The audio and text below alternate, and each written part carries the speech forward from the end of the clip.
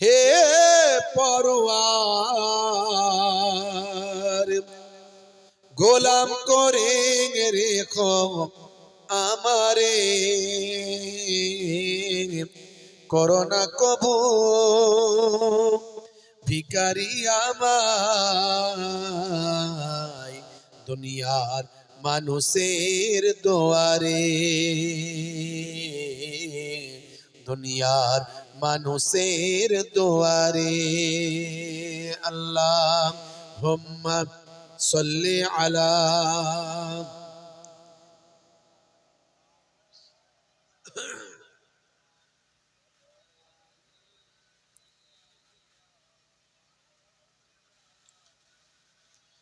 আইলাম মোহাম্মদ দরুদ ও সালাম আইলাম মোহাম্মদ দরুদ ও সালাম তুমি যে মনিব আমার আমি যে গোলাম জোরে হবে না সুবহানাল্লাহ। আপনারা জানেন আইলাম মোহাম্মদ সাল্লাল্লাহু আলাইহি ওয়াসাল্লাম নিয়ে অনেক কিছু হয়েছে, নতুন করে আমি বলতে চাইছি না। আমি তখন মক্কা শরীফে ছিলাম। এই পশ্চিমবঙ্গের মানুষ তখন এই ঘটনা জানতো না। প্রথম হিন্দি নিউজে খবর হয়েছিল, আমার কাছে পাঠিয়েছিল। আমি মক্কা শরীফে তখন কাবা শরীফের সামনে দাঁড়িয়ে এই অন্যায়ের বিরোধিতা করেছিলাম, প্রতিবাদ করেছিলাম। আমার প্রতিবাদের বক্তব্য ভাইরাল হয়েছিল। তারপরে পশ্চিমবঙ্গের মানুষ সব জানতে পারলো এবং তারাও অন্যায়ের বিরুদ্ধে প্রতিবাদ করা শুরু করলো। তারপরে যখন নবী পাকের দরবারে গেলাম, রাসূল পাকের রওজা মোবারকে দাঁড়িয়ে আমার মনে হয়েছিল আমার নবী সারা পৃথিবীর শ্রেষ্ঠ নবী, কি দয়া কি মায়া, আর সেই নবীর নামে ব্যানার টাঙিয়েছে বলে এত অপমান, এত লাঞ্ছনা, এত বঞ্চনা, এত আঘাত, এত কষ্ট, এত অত্যাচার, এত অনাচার, এত অবিচার, এত মারধর, বুলডোজার চালিয়ে ঘর ভেঙে দেওয়া, জেলে পৌঁছে দেওয়া। আমার নবীর শান মান নিয়ে আমার কিছু কবিতা রচনা করা দরকার। আমি জানেন একটু ভাঙাচোরা কবি লেখা শুরু করেছিলাম, সেটাই আমি আপনাদের কাছে এর আগে গিয়েছি, এটাও ভাইরাল হয়েছে। আইলাম মোহাম্মদ দরুদ ও সালাম তুমি যে মনিব আমার আমি যে গোলাম। জোরে হবে না, জোরে হবে না। আইলাম মোহাম্মদ দরুদ ও সালাম আইলাম মোহাম্মদ দরুদ ও সালাম তুমি যে মনিব আমার আমি যে গোলাম। তোমারই ব্যানার দেখো ছিঁড়ে ফেলেছে, কত আশিকের দেখো জুলুম করেছে। তোমারই ব্যানার দেখো ছিঁড়ে ফেলেছে, কত আশিকের দেখো জুলুম করেছে। না জেনে না বুঝে অন্যায় করেছে, না জেনে না বুঝে অন্যায় করেছে। তোমার আশিকদের ইশক জেগেছে। আইলাম মোহাম্মদ দরুদ ও সালাম তুমি যে মনিব আমার আমি যে গোলাম। আল্লাহুম্মা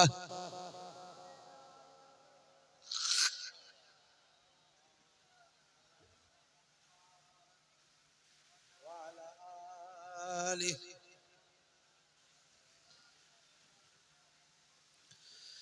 ও গো নবী দয়াময় ক্ষমা করো, ওরা তোমায় চেনে না রহম করো। ও গো নবী দয়াময় ক্ষমা করো, ওরা তোমায় চেনে না রহম করো। তুমি কত দয়াবান, তুমি কত মেহেরবান, তুমি কত দয়াবান, তুমি কত মেহেরবান। মাইকেল জ্যাকসনও চিনেছিল। আইলাম মোহাম্মদ দরুদ ও সালাম আইলাম মোহাম্মদ দরুদ ও সালাম তুমি যে মনিব আমার আমি যে গোলাম। আল্লাহুম্মা সাল্লি আলা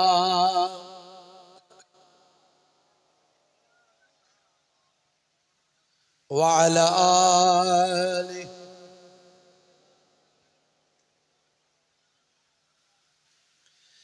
এক ছিল নারী কাঁটা দিত, ও গো নবী তোমার কষ্ট হতো। এক ছিল নারী কাঁটা দিত, ও গো নবী তোমার কষ্ট হতো। একদিন বিমারে ওই নারী পড়িলে, একদিন বিমারে ওই নারী পড়িলে, তুমি তাকে দেখিতে গেলে ওগো। জোরে হবে না? একজন মহিলা আমার নই পাকে যাতায়াতের পথে শুধু কাঁটা বিছিয়ে দিত। ভুল চিন্তা, ভুল ভাবনা, ভুল ধারণা, আমার নবীকে সে খারাপ মানুষ মনে করে, তাই আমার নবীকে কষ্ট দেওয়ার জন্য কাঁটা বিছিয়ে দিত। নবী পাককে জানতো না, চিনতো না, নবী পাকের সম্পর্কে তার ভালো কিছু শোনেনি, যা শুনেছে জালেমরা যা শুনিয়েছে সেটাই শুনেছে। তা আমার নবী পাক একদিন দেখলেন যে ওই মহিলা আর কাঁটা বিছাতে আসেনি, খোঁজ খবর নিতে গেলেন যে তাহলে মনে হয় ওই মহিলা অসুস্থ হয়ে গেছে। আমার নবী তার বাড়িতে গিয়ে ট্রিটমেন্টের জন্য খোঁজ খবর নিলেন। হে বুড়িমা, তোমার কি ট্রিটমেন্টের দরকার? আমি কি চিকিৎসার ব্যবস্থা করব?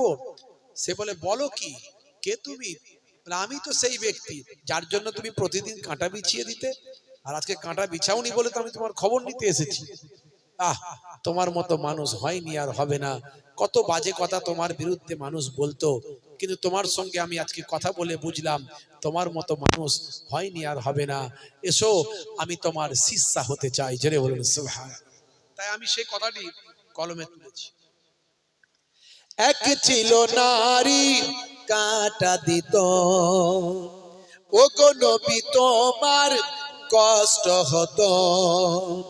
একদিন বিমারে ওই নারী পড়িলে, একদিন বিমারে ওই নারী পড়িলে, তুমি তাকে দেখিতে গেলে ওগো।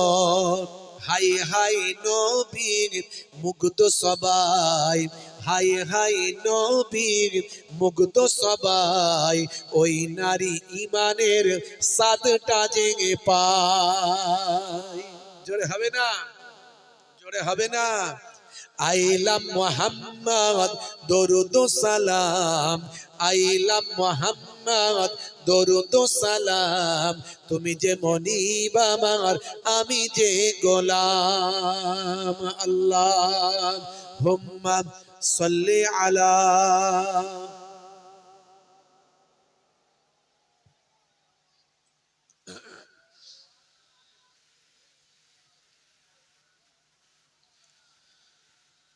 ও গো নবী আমারে কবুল করো, স্বপ্নেতে কখনো দেখা দিও। ও গো নবী আমারে কবুল করো, স্বপ্নেতে কখনো দেখা দিও। কবরের ঘরে একবারে সো, কবরের ঘরে একবারে সো, কিয়ামতে হুসাইনের চিনে নিও। আইলাম মোহাম্মদ দরুদ সালাম, আইলাম মোহাম্মদ দরুদ সালাম, তুমি যে মনিব আমার, আমি যে গোলাম, তুমি যে মনিব আমার, আমি যে গোলাম। আল্লাহুম্মা সাল্লি আলা সাইয়্যিদিনা মাওলানা মুহাম্মদ ওয়া আলা আলি।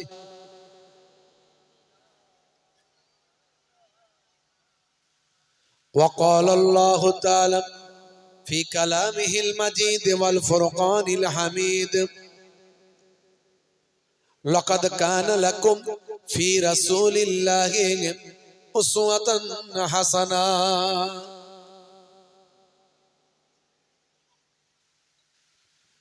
وقال الله تعالى أيضا في كتابه مخبرا: وما رميت إذ رميت ولكن الله رمى.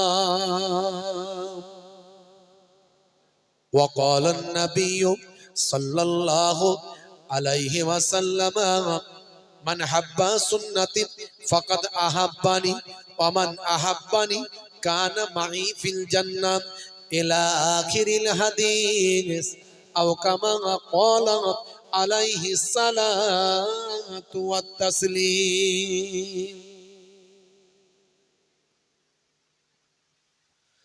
وقال النبي صلى الله عليه وسلم وعن ابي هريره قال قال لعن رسول الله صلى الله عليه وسلم الرجل يلبس لبسة المرأة والمرأة تلبس لبسة الرجل إلى آخر الحديث أو كما قال عليه الصلاة والتسليم.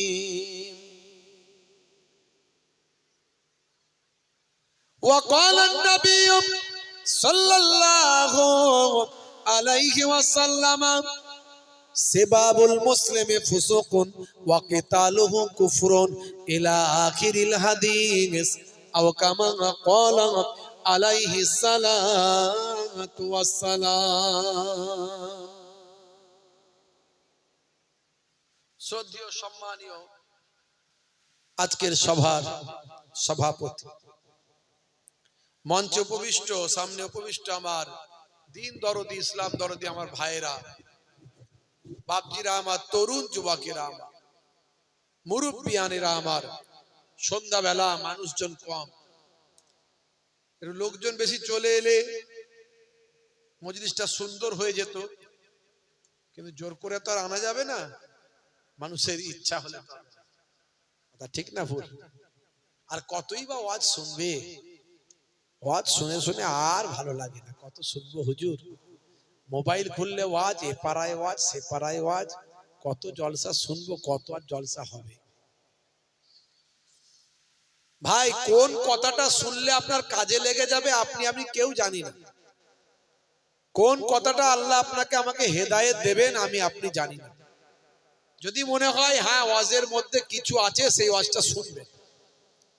যদি মনে হয় ওই বক্তার মধ্যে কিছু আছে, বাবা মেটেরিয়াল কিছু আছে ওই হুজুরের মধ্যে, সেই ওয়াজটা শুনবেন, কষ্ট করে বসবেন, একটু উপকার আছে।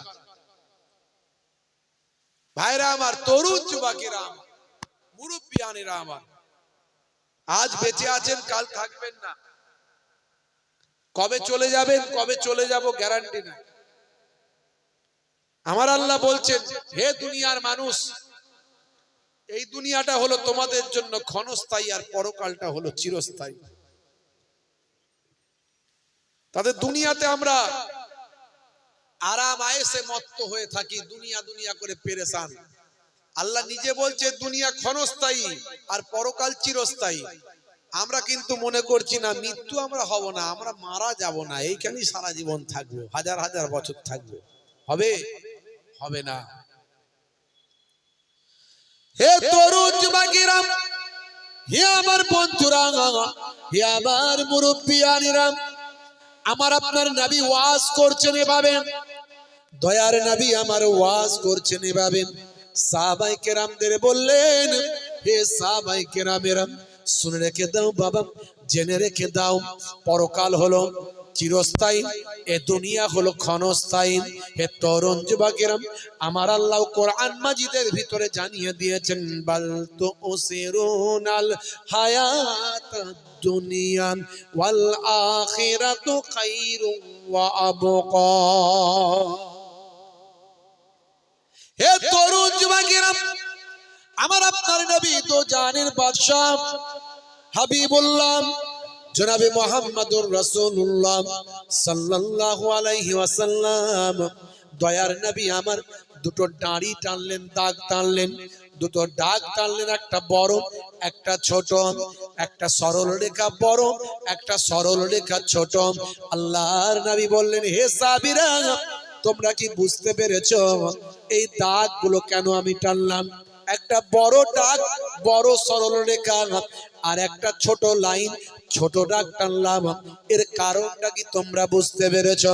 আল্লাহর নবীর সাহাবায়ে কেরামেরা বললেন, আপনি তো আমাদের সবচেয়ে বড় শিক্ষক, আপনি জানেন, আল্লাহ এবং আল্লাহর রাসূল জানেন, আমরা কেমন করে জানবো?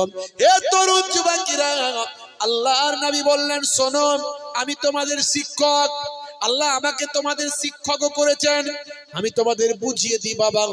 এই বড় ডাকটা হলো, বড় সরল রেখাটা হলো, এটা হলো তোমাদের আশা, এটা হলো তোমাদের ড্রিম, এটা হলো তোমাদের স্বপ্ন, এটা হলো তোমাদের আকাঙ্ক্ষা, এটা হলো তোমাদের চিন্তা চেতনা, এটা হলো তোমাদের স্বপ্ন। এ শুনে রেখে দাও, জেনে রেখে দাও। আর এই ছোট দাড়িটা, ছোট রেখাটা, এই ছোট সরল রেখাটা দেখছো, এই বড় ড্রিম স্বপ্ন পর্যন্ত পৌঁছানোর আগে তোমাদের হায়াতটা শেষ হয়ে যাবে। বুঝতে পারলেন? দুটো সরল রেখা, এরা কোথা থেকে খবর সব পেলো বলো দেখিনি? ভাইরা আমার, তরুণ যুবকেরা আমার, মুরব্বিয়ানেরা আমার, তোমরা কত আর ভিডিও নেবে, কত আর ওয়াজ রেকর্ডিং করবে, আল্লাহই জানে। আর তোমাদের এই এক কাজ, খালি 1.5 ঘন্টা করে ওয়াজ সারো, খাজা গাড়ির নামাজ পানির উপর দিয়ে হেঁটে চলে গেল, নারে তাকবীর। হ্যাঁ, ওই তোমাদের এক কাজ। তোমাদের ভিডিও 2000, 3000, 5000, আর উঠবে, আর উঠবে না। লাইন চেঞ্জ করো। যদি ভিডিও এইসব করতে চাও, একদিকে ব্যবসা করো, ব্যবসার দিকে থাকো। সবাইকে বলছি, ভালোবাসি বলেই বলছি কথা বলি, একটা ব্যবসা করো সাইটে, নিশ্চয় তোমরা করো, আর ভালো করে ব্যবসার দিকে মন দাও, কখন এসব বন্ধ হয়ে যাবে কোনো ঠিক নাই। আর 2 নাম্বার, আলাদা চ্যানেল তৈরি করো, 10 মিনিট 15 মিনিট 20 মিনিট ভিডিও তৈরি করো। এগুলো কারেন্ট অ্যাফেয়ার্স এর ভিডিও হবে শুধু, ওতে মিলিয়ন মিলিয়ন ভিউজ পাবে। ওগুলো কাজ করো, ওতে সমাজের উপকার হবে কিছু, এই মানুষগুলো কিছু জানতে পারবে। আমাদের নিজস্ব কোনো মিডিয়া নাই, মিডিয়ার কাজটা করো। খালি ওয়াজের জলসার কাজ করলে হবে?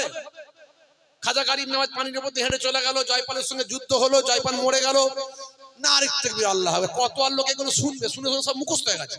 সবাইকে জিজ্ঞাসা করো, খাজা গারিব নামাজের 3টে করে ঘটনা মুখস্থ আছে, দাদা হুজুরের 3টে ঘটনা মুখস্থ আছে, বসিরহাট হুজুরের 3টে ঘটনা মুখস্থ আছে। জিজ্ঞাসা করো, সবাই ওয়াজ করে দেবে, মাইকে তুলে দেবে, 1.5 ঘন্টা ওয়াজ হয়ে যাবে। আমার সমাজ কি করে বাঁচবে এই চেষ্টা করো, তোমাদের উপকার আছে। তোমাদেরকে এত বলছি, তোমাদের এই লাইন চেঞ্জ করো। আর এই 1.5 ঘন্টা 3 ঘন্টা করে ওয়াজ লোকে শোনে না বাপ, ওই রাতের বেলা যে চালায় সেও ওয়াজ শোনে না। হুজুরের গলাটা বেশ ছন্দ করে করে বলছে, লে চালিয়ে দে, ওই চালিয়ে 15 মিনিট চালাতে সেও ঘুমিয়ে গেল, ওয়াজ চলতি রইল 1.5 ঘন্টা। ও বাকি 1 ঘন্টায় 45 মিনিট ওয়াজ আর শোনা হলো নি, ওই 15 মিনিট শুনেছিল, ঘুমিয়ে গেছে। ঘুমানোর জন্য ওয়াজ শোনায়, এতে কি লাভ হবে? 15 মিনিট 20 মিনিট করে আলাদা অ্যাপ খোলো, আলাদা আলাদা ইউটিউব চ্যানেল তৈরি করো, ওদের কারেন্ট অ্যাফেয়ার্স প্রত্যেকদিন নতুন নতুন পাবে। আর যদি বলে প্রত্যেকদিন নতুন নতুন ওয়াজ নেবো, তাহলে আসবে না, দূরে থাকবে। ওয়াজ আকাশ থেকে তৈরি হয়ে আসে না। ভাইরা আমার, তরুণ যুবকেরা আমার, মুরব্বিয়ানেরা আমার, খুব ভালোবাসি বলি কথাগুলো বললাম, কিছু মনে করো না। তোমরা অনেক খেদমত করো, দিনের কাজ তোমাদের দ্বারা হচ্ছে, হয়নি তা নয়, কিন্তু খুব একটা হচ্ছে না, বেশি হচ্ছে না, অল্প। উদ্দেশ্য তোমাদের ভালো হচ্ছে না খুব একটা। সমাজকে বাঁচাও, এই লোকগুলোকে বাঁচাও, যারা খোঁজ খবর জানে না, যারা পৃথিবীতে কি হচ্ছে জানে না, তাদেরকে বাঁচাও, তাদেরকে জানাও, তোমাদের মাধ্যমে জানবে। এবিপি আনন্দ জানাবে, আমার মুসলিম ভাইদের জন্য এবিপি আনন্দ কথা বলবে, আমার মুসলিম ভাইদের জন্য নিউজ 18 কথা বলবে। ওরা একটা কথা ঝামেলা হলেই প্রথমে আগে মুসলমান খুঁজে পায়। তারপরে যে খবরটা হয়েছে জানো তোমরা, যে 4 জন ডাক্তার যাদেরকে ধরা হয়েছিল সব বেকসুর খালাস হয়ে গেছে। এই খবরটা কে দেবে? এই খবরটা সমাজের মানুষের কাছে কে ছড়াবে? এই বিমান ছড়াবে? ওই একবার ছোট্ট করে একটা পেপারের এক কোণে লিখে দেবে। কথা তো বুঝতে পারছেন আমার কথা, কি বলবো, বলার কিছু নাই। মিডিয়া তৈরি করো, মিডিয়া তৈরি করো। তোমরা তো মিডিয়াগুলো তৈরি করছে না। আর যে কটা আমাদের ওই মিডিয়াগুলো আছে, ওরাও কোনো না কোনো পার্টির কাছে বিক্রি হয়ে গেছে। সেই পার্টির খবর ছাড়া আর কিছু করে না, ভালো ভালো খবর মানুষের কাছে পৌঁছায় না। ভাইরা আমার, দরুদ শরীফ আল্লাহুম্মা সাল্লি আলা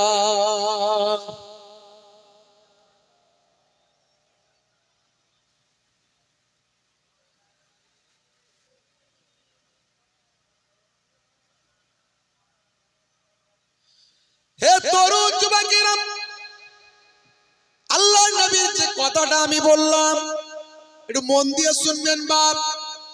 দুটো লাইন টেনেছিলেন আল্লাহর নবী। আল্লাহর নবীর থেকে বড় টিচার আর কে হতে পারে? হে তরুণ যুবকেরা, জ্ঞানকে আমার আল্লাহ জ্ঞানকে 100টা ভাগে ভাগ করে 99টা জ্ঞান আমার আপনার নবীকে দান করেছেন। সেই নবী অতি সুন্দর ভাবে সাহাবায়ে কেরামদের বুঝিয়ে দিলেন। ওই টিচারটা হলো ভালো টিচার, যে সহজে ছাত্রদের বোঝাতে পারে। সাদাসিদে গোলাগালাত বোকাশোকা ছাত্রদেরও যে শিক্ষক বুঝিয়ে দিতে পারে, সেই শিক্ষকই সমাজের সবচেয়ে দামি শিক্ষক। আল্লাহর নবী এত সুন্দর করে বোঝালেন, এ দুনিয়ার মানুষ শুনে রেখে দাও। এই যে দুটো সরল রেখা, দুটো দাড়ি, দুটো লম্বা দাগ টানলাম, বড়টা হলো তোমাদের স্বপ্ন, বড়টা হলো তোমাদের ড্রিম, বড়টা হলো তোমাদের আশা আকাঙ্ক্ষা। এই বড়টার ওপর পর্যন্ত স্বপ্ন পূরণ হওয়ার আগে এই ছোটটা হলো তোমাদের হায়াত। তোমাদের হায়াতের প্রদীপ নিভিয়ে যাবে। একটা গাড়ি করেছে, বলে আরো দুটো গাড়ি কিনবো। একতলা বাড়ি হয়েছে, বলে 3 তলা কবে হবে। এক জায়গায় মার্কেট হয়েছে, বলে আরো দুটো মার্কেট করতে হবে। শেষে আর দুটো মার্কেট হলো নি, তার আগেই পটলডাঙ্গায় চলে গেল। এই যে দুনিয়ার পেছনে ছোটা, আল্লাহর নবী বললেন শোনো, এ দুনিয়া হলো তোমাদের জন্য ক্ষণস্থায়ী, পরকাল হলো চিরস্থায়ী। হে তরুণ যুবকেরা, হে আমার বন্ধুরা, হে আমার মুরব্বিয়ানেরা, আমার আল্লাহ জানিয়ে দিলেন বান্দারে, এ দুনিয়াতে তোমাকে কত নিয়ামত দিয়েছি আমি। তোমাদের সব কিছু নিয়ামতের হকদার করেছি আমি। তোমাকে কাজ কারবার দিয়েছি, তোমাকে চাষবাস দিয়েছি, তোমাকে ব্যবসা বাণিজ্য দিয়েছি, তোমাকে সম্পদ দিয়েছি, তোমাকে স্ত্রী ছেলে মেয়ে আলাউলাদ দিয়েছি, তোমাকে পরিবার দিয়েছে, তোমাকে সুন্দর করে আমি আল্লাহ সৃষ্টি করেছি। এত কিছু নিয়ামত দিয়েছি বান্দা। ওরে বান্দা শুনে রেখে দাও, জেনে রেখে দাও, বিসমিল্লাহির রহমানির রহিম। আমার আল্লাহ কোরআন মাজিদের ভিতরে বললেন, ইয়া আইয়ুহাল্লাযীনা আমানু লা তুলহিকুম আমওয়ালুকুম ওয়ালা আওলাদুকুম আন যিকরিল্লাহ ওয়া মান ইয়াফআল যালিকা ফাউলাইকা হুমুল খাসিরুন।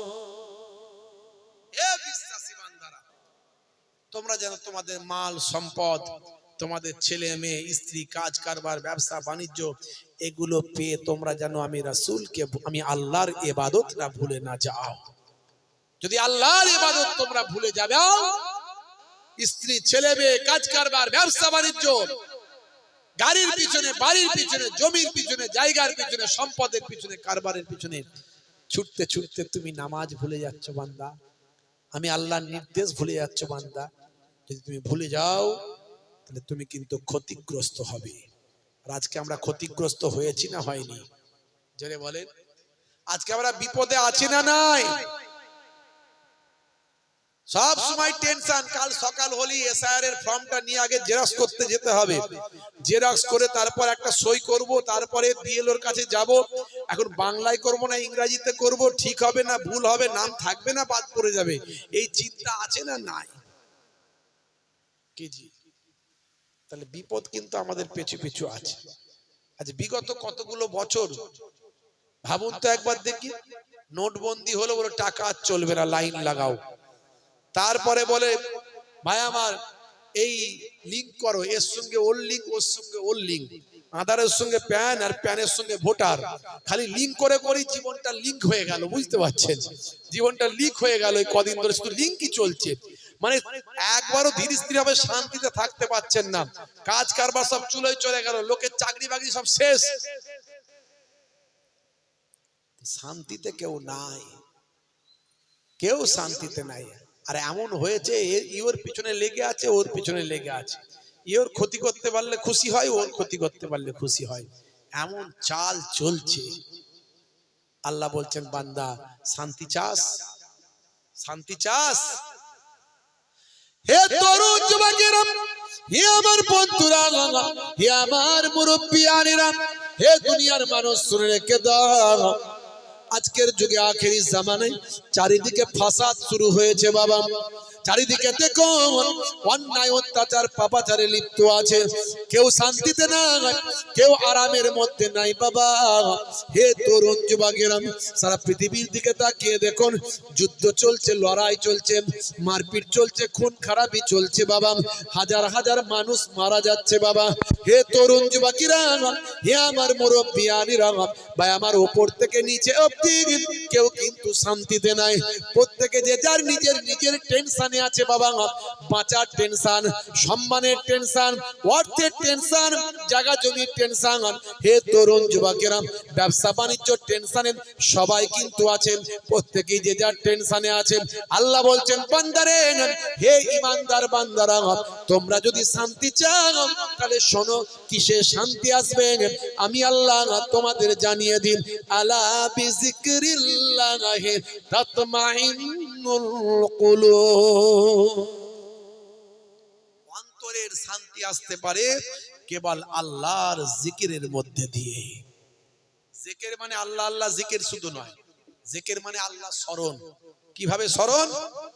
খেতে গিয়ে আল্লাহকে স্মরণ, শুতে গিয়ে আল্লাহকে স্মরণ, যখন খাবারটা খাবেন বিসমিল্লাহ বলে শুরু করে আল্লাহর নাম নেবেন, যখন ঘুমাতে যাবেন আল্লাহর নামের দোয়াটা পড়ে আপনি ঘুমাতে যাওয়ার আগে দোয়াটা পড়ে আল্লাহর নাম নিয়ে ঘুমাবেন। এ তরুণ যুবকেরা, কোন ভালো কাজ যখন করবেন বিসমিল্লাহ বলে শুরু করবেন, যখন খুশি হয়ে যাবেন আলহামদুলিল্লাহ বলবেন।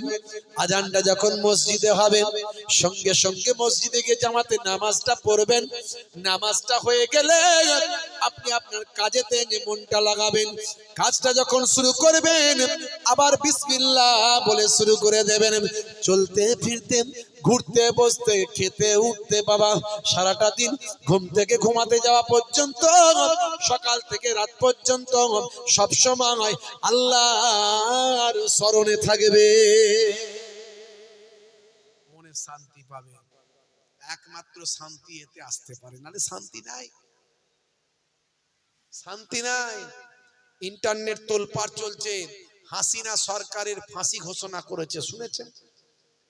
শুনেছেন? হাসিনা সরকারের ফাঁসি ঘোষণা করে বাংলাদেশ ট্রাইব্যুনাল কোর্ট, আন্তর্জাতিক ট্রাইব্যুনাল কোর্ট বাংলাদেশ। হাসিনা সরকার আমাদের ভারতের সঙ্গে ভালো যোগাযোগ রেখেছিল, এখনো ভারতই আছে। আর ডক্টর ইউনূস, সেও তো মাথা, তার বাবা কিসের মাথা? অর্থনীতির মাথা, ইকোনমিক্যাল মাথা, নোবেল প্রাইজ পাওয়া মাথা। সে কি করছে? আমেরিকাকে হাত করে ফেলেছে, বুঝতে পারছে? যে যার লাইনে আছে ভাইরা আমার। তাহলে হাসিনার মতো এত বড় একজন বাংলাদেশের প্রধানমন্ত্রী ছিল, সেও কিন্তু শান্তিতে নাই, তাকে গোপনে লুকিয়ে হেলিকপ্টারে করে ভারতে পালিয়ে আসতে হবে। আমরা মনে মনে করছি আমরা তো সাদাসিধে মানুষ, আমরা মধ্যবিত্ত শ্রেণীর মানুষ, আমাদের কাজ কারবার করে খেতে হয়, মার্কেট ভালো নেই, আমরা শান্তিতে নাই। ও নেতারা যে কি অশান্তিতে আছে ওরাই জানে, আমরা জানি না। ওরা ওদের ক্ষমতা চেয়ারের জন্য কি যে করতে পারে সেটা ওরাই জানে, আমরা জানি না। ওরাও শান্তিতে নাই। ফেরাউন নিজেকে আল্লাহ বলে দাবি করেছিল। ফেরাউন নিজেকে কি বলে দাবি করেছিল? আনা রব্বুকুমুল আলা, আমি তোমাদের বড় খোদা। ফেরাউন বলেছিল না বলেনি? মনে করেছিল মনে হয় এই পৃথিবীতে আমি মনে হয় সবচেয়ে শক্তিশালী। শেষে আল্লাহ যখন তাকে নীল দরিয়ায় ডুবিয়ে মারছে তখন বলছে আমি মুসা নবীর আল্লাহকে আল্লাহ বলে মানি। ফারিস্তা বলল আর সময় নাই, আর তোমার দোয়া কবুল হবে না। যত বড় ব্যক্তি হোক না কেন, যদি আল্লাহর পথে চলে মনের শান্তি পাবে, আর আল্লাহর পথে যদি না চলে মনের কোনো শান্তি নাই। কারণ মাল্লাহুল মাওলা ফালাহুল কুল, বান্দা যখন আল্লাহর হয়ে যায় কুল মাখলুকাত তার গোলাম হয়ে যায়। বিহারে জিতেছে, বিহারে জিতেছে ভাই আমার, এনডিএ সরকার হবে বলছে শুনছি, বিজেপি তার সঙ্গে সঙ্গে নীতিশ কুমারের পার্টি আরো কয়েকটা আছে, জেডিইউ থেকে শুরু করে। এখন তারা জিতেও শান্তিতে নাই। এখন নির্বাচন কমিশন মুখ ফসকে বলে ফেলেছে 6 তারিখে যে মোট বিহারের ভোটার হলো 7,43,00,000 42 লাখ, 7,42,00,000 হলো মোট ভোটার, নির্বাচন কমিশন বলে ফেলেছে।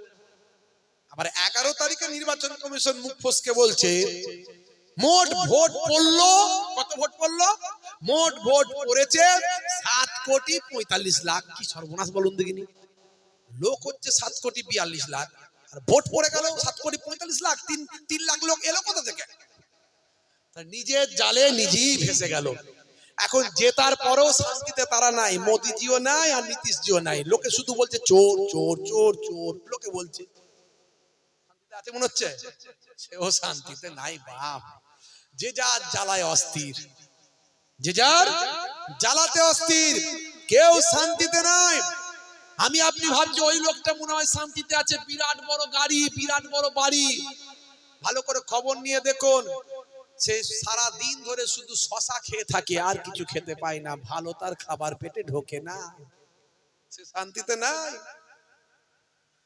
হে তরুণ যুবকেরা, হে আমার বন্ধুরা, শুনে রেখে দিন বাবা, বিশ্বের দাদা নাম হলো মিস্টার ডোনাল্ড ট্রাম্প।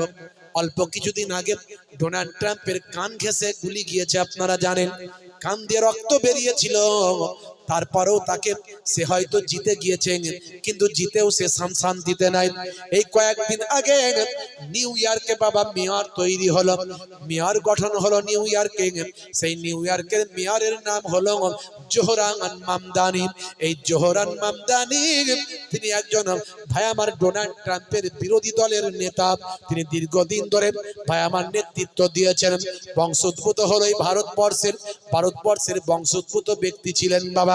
হে তরুণ যুবকেরা, জোহরান মামদানি নেতা হওয়ার পরে ডোনাল্ড ট্রাম্প ভয় পাচ্ছে, ডোনাল্ড ট্রাম্পও শান্তিতে নাই। 70টা ধনকুবের পয়সাওয়ালা মানুষকে দিয়ে পয়সা ঢালিয়েছিল যাতে করে ভাই আমার জোহরান মামদানিকে হারিয়ে দেওয়া যায়, কিন্তু জোহরান মামদানিকে হারাতে পারেনি। জোহরান মামদানি একজন সৎ, অনেস্ট, ন্যায়পরায়ণ। তিনি জেতার পরে বলেছেন আই অ্যাম মুসলিম, জোরে বলুন সুবহান। তিনি গর্ব করে বলেছেন আমি মুসলিম, আমি নবীর শিষ্য, আর সেইভাবে আমি চলার চেষ্টা করি, আমি সেইভাবে চলার চেষ্টা করি। এই সততা, ন্যায়পরায়ণতা, ভদ্রতা, নিষ্ঠ পোলাইট ব্যবহার জোহরান মামদানিকে ডোনাল্ড ট্রাম্পের এত বাধার পরেও জিতিয়ে দিয়েছে। সেই ডোনাল্ড ট্রাম্প কিন্তু শান্তিতে নাই, জোহরান মামদানিকে নিয়ে ভয় পাচ্ছে। আমার বিরোধী দলের নেতা জোহরান মামদানির এত পপুলারিটি, একজন মুসলিম হয়ে নিউ ইয়র্কের মেয়র, আগামী দিন আমার ক্ষমতা না কেড়ে নেয়, তাহলে শান্তি, কেউ শান্তিতে নাই বাপ, কেউ শান্তিতে নাই। আল্লাহ বলছেন বান্দারে তোরা আমার জিকির কর। জিকির মানে শুধু নামাজ নয়, জিকির মানে শুধু রোজা নয়, জিকির মানে শুধু হজ যাকাত নয়। প্রত্যেকটা কাজ তুমি করবে, একদিকে যেমন নামাজ পড়বে, একদিকে যেমন রোজা রাখবে, একদিকে আওকাত থাকলে যেমন হজ করবে, আবার যাকাতটা ঠিকঠাক ভাবে গরিবদের মধ্যে বন্টন করবেন। তারপরে তোমার ঘুম থেকে ওটা ঘুমাতে যাওয়া, দুনিয়াদারি, ব্যবসা, চাকরি বাকরি, কাজকর্ম যা কিছু থাকবে সব হালাল পথে চলবে, নবীর দেখানো পথে। অন্যায়ের কোনো আশ্রয় থাকবে না, অপরাধ তোমার কাজের মধ্যে লিপ্ত থাকবে না, তুমি কোনো অন্যায়ের আশ্রয় নেবে না। সব ক্ষেত্রেই আল্লাহর জিকিরের মধ্যে দিয়ে জীবনটা কাটাবে। যখন চুপচাপ থাকবে, জবানটা আল্লাহর জিকিরের মধ্যে পড়তে থাকবে। হে তরুণ যুবকেরা, আল্লাহর নবী বলে দেন, হে বাবা আবু রাজিম, শুনে রেখে দাও, জেনে রেখে দাও, যখন তুমি একাকী থাকবে, তোমার লেসানটা, জিহ্বাটাও আল্লাহর জিকিরের মধ্যে লেগে থাকবে।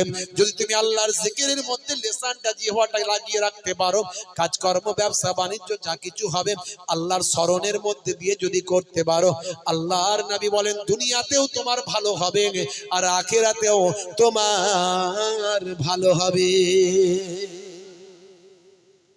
তোমার বুকে রাখো আল্লাহরই ভয়, আসবে না কোনো দিন কোনো পরাজয়, আসবে না কোনো দিন কোনো পরাজয়।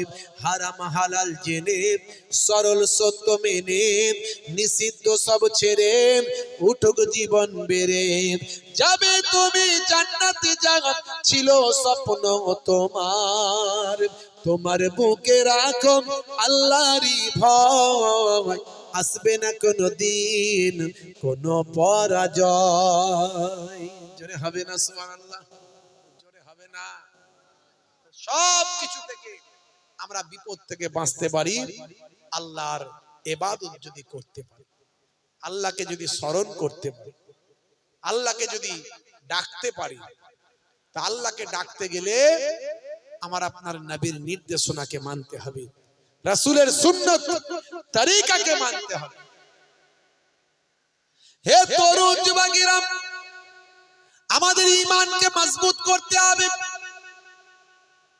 সামান্য ভয়েতে, সামান্য আঘাতে আমাদের ঈমান যেন নষ্ট না হয়ে যায়।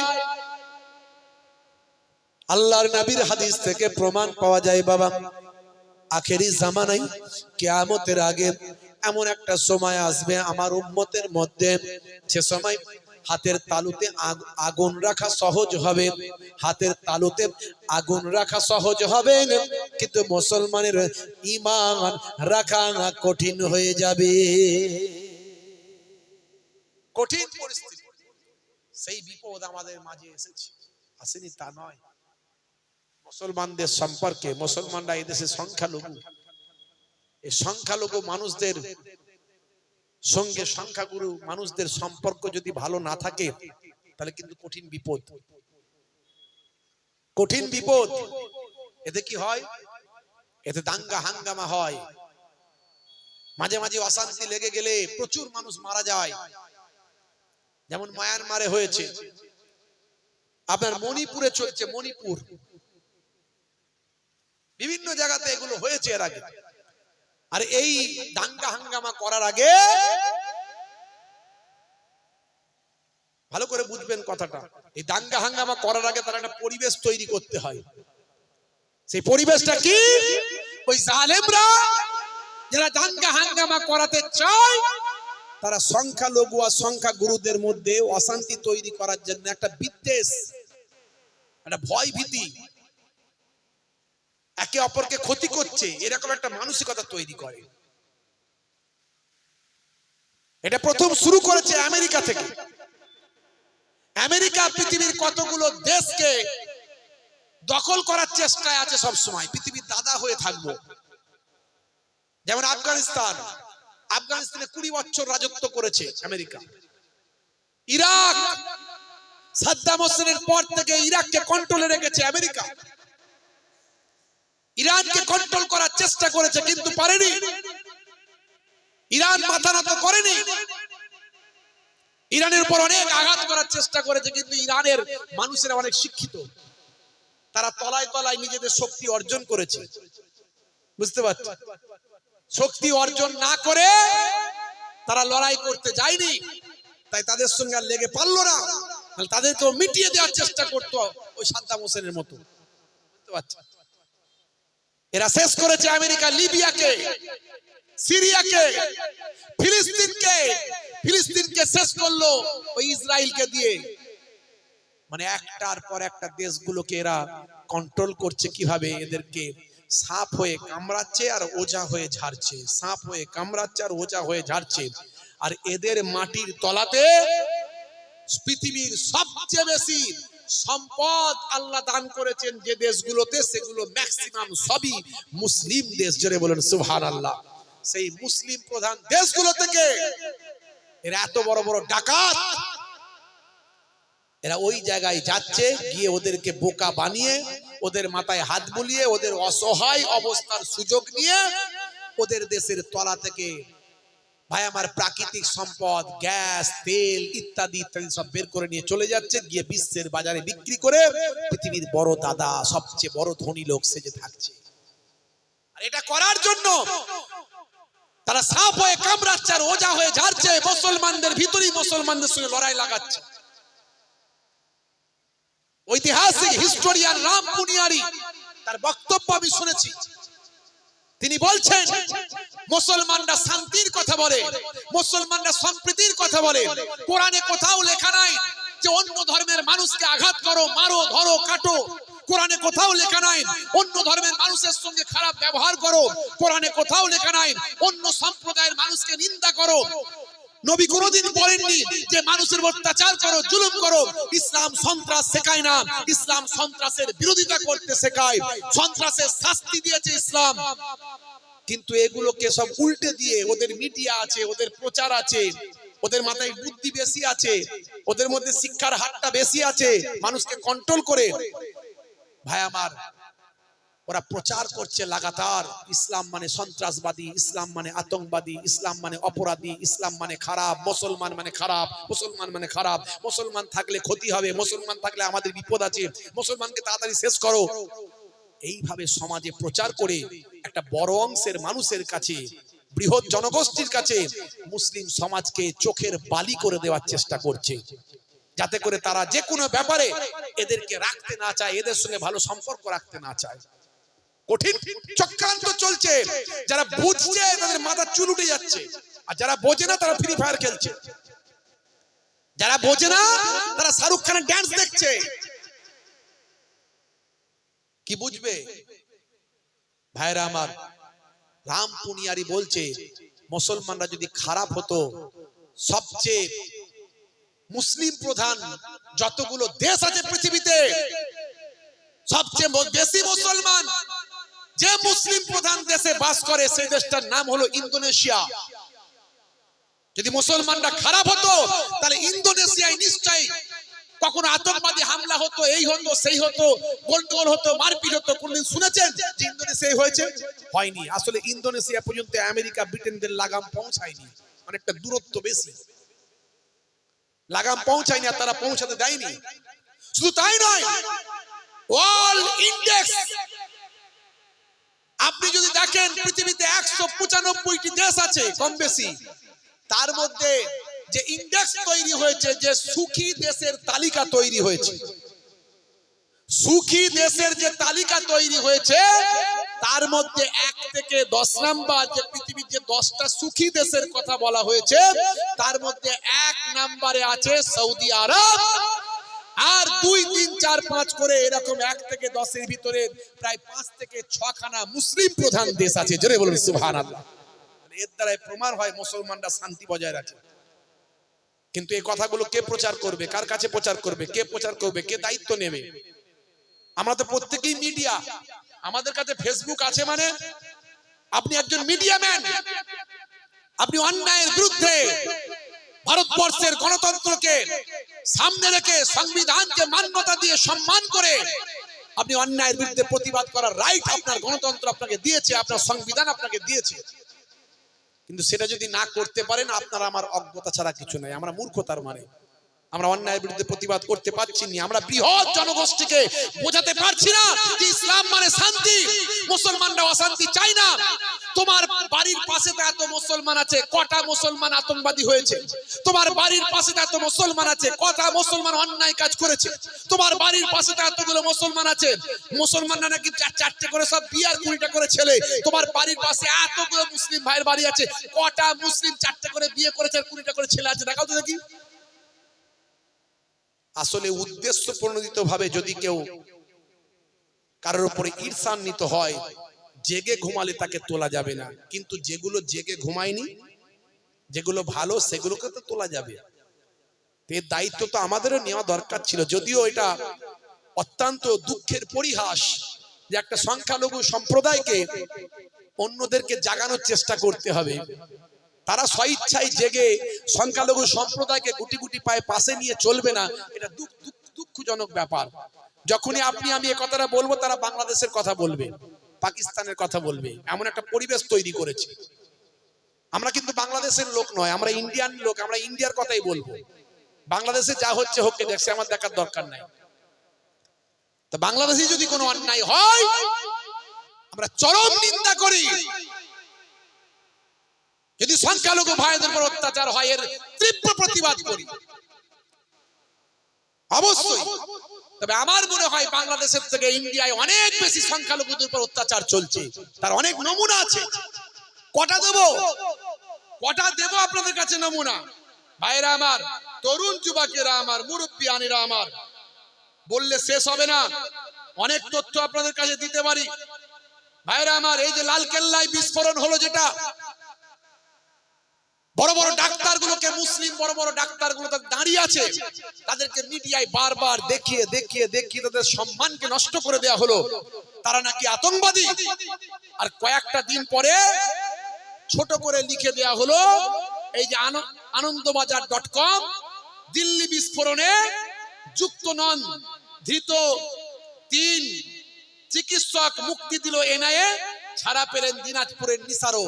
মানে সব কটা ডাক্তার যাদেরকে ধরা হয়েছিল সব বেকসুর খালাস হয়ে গেল।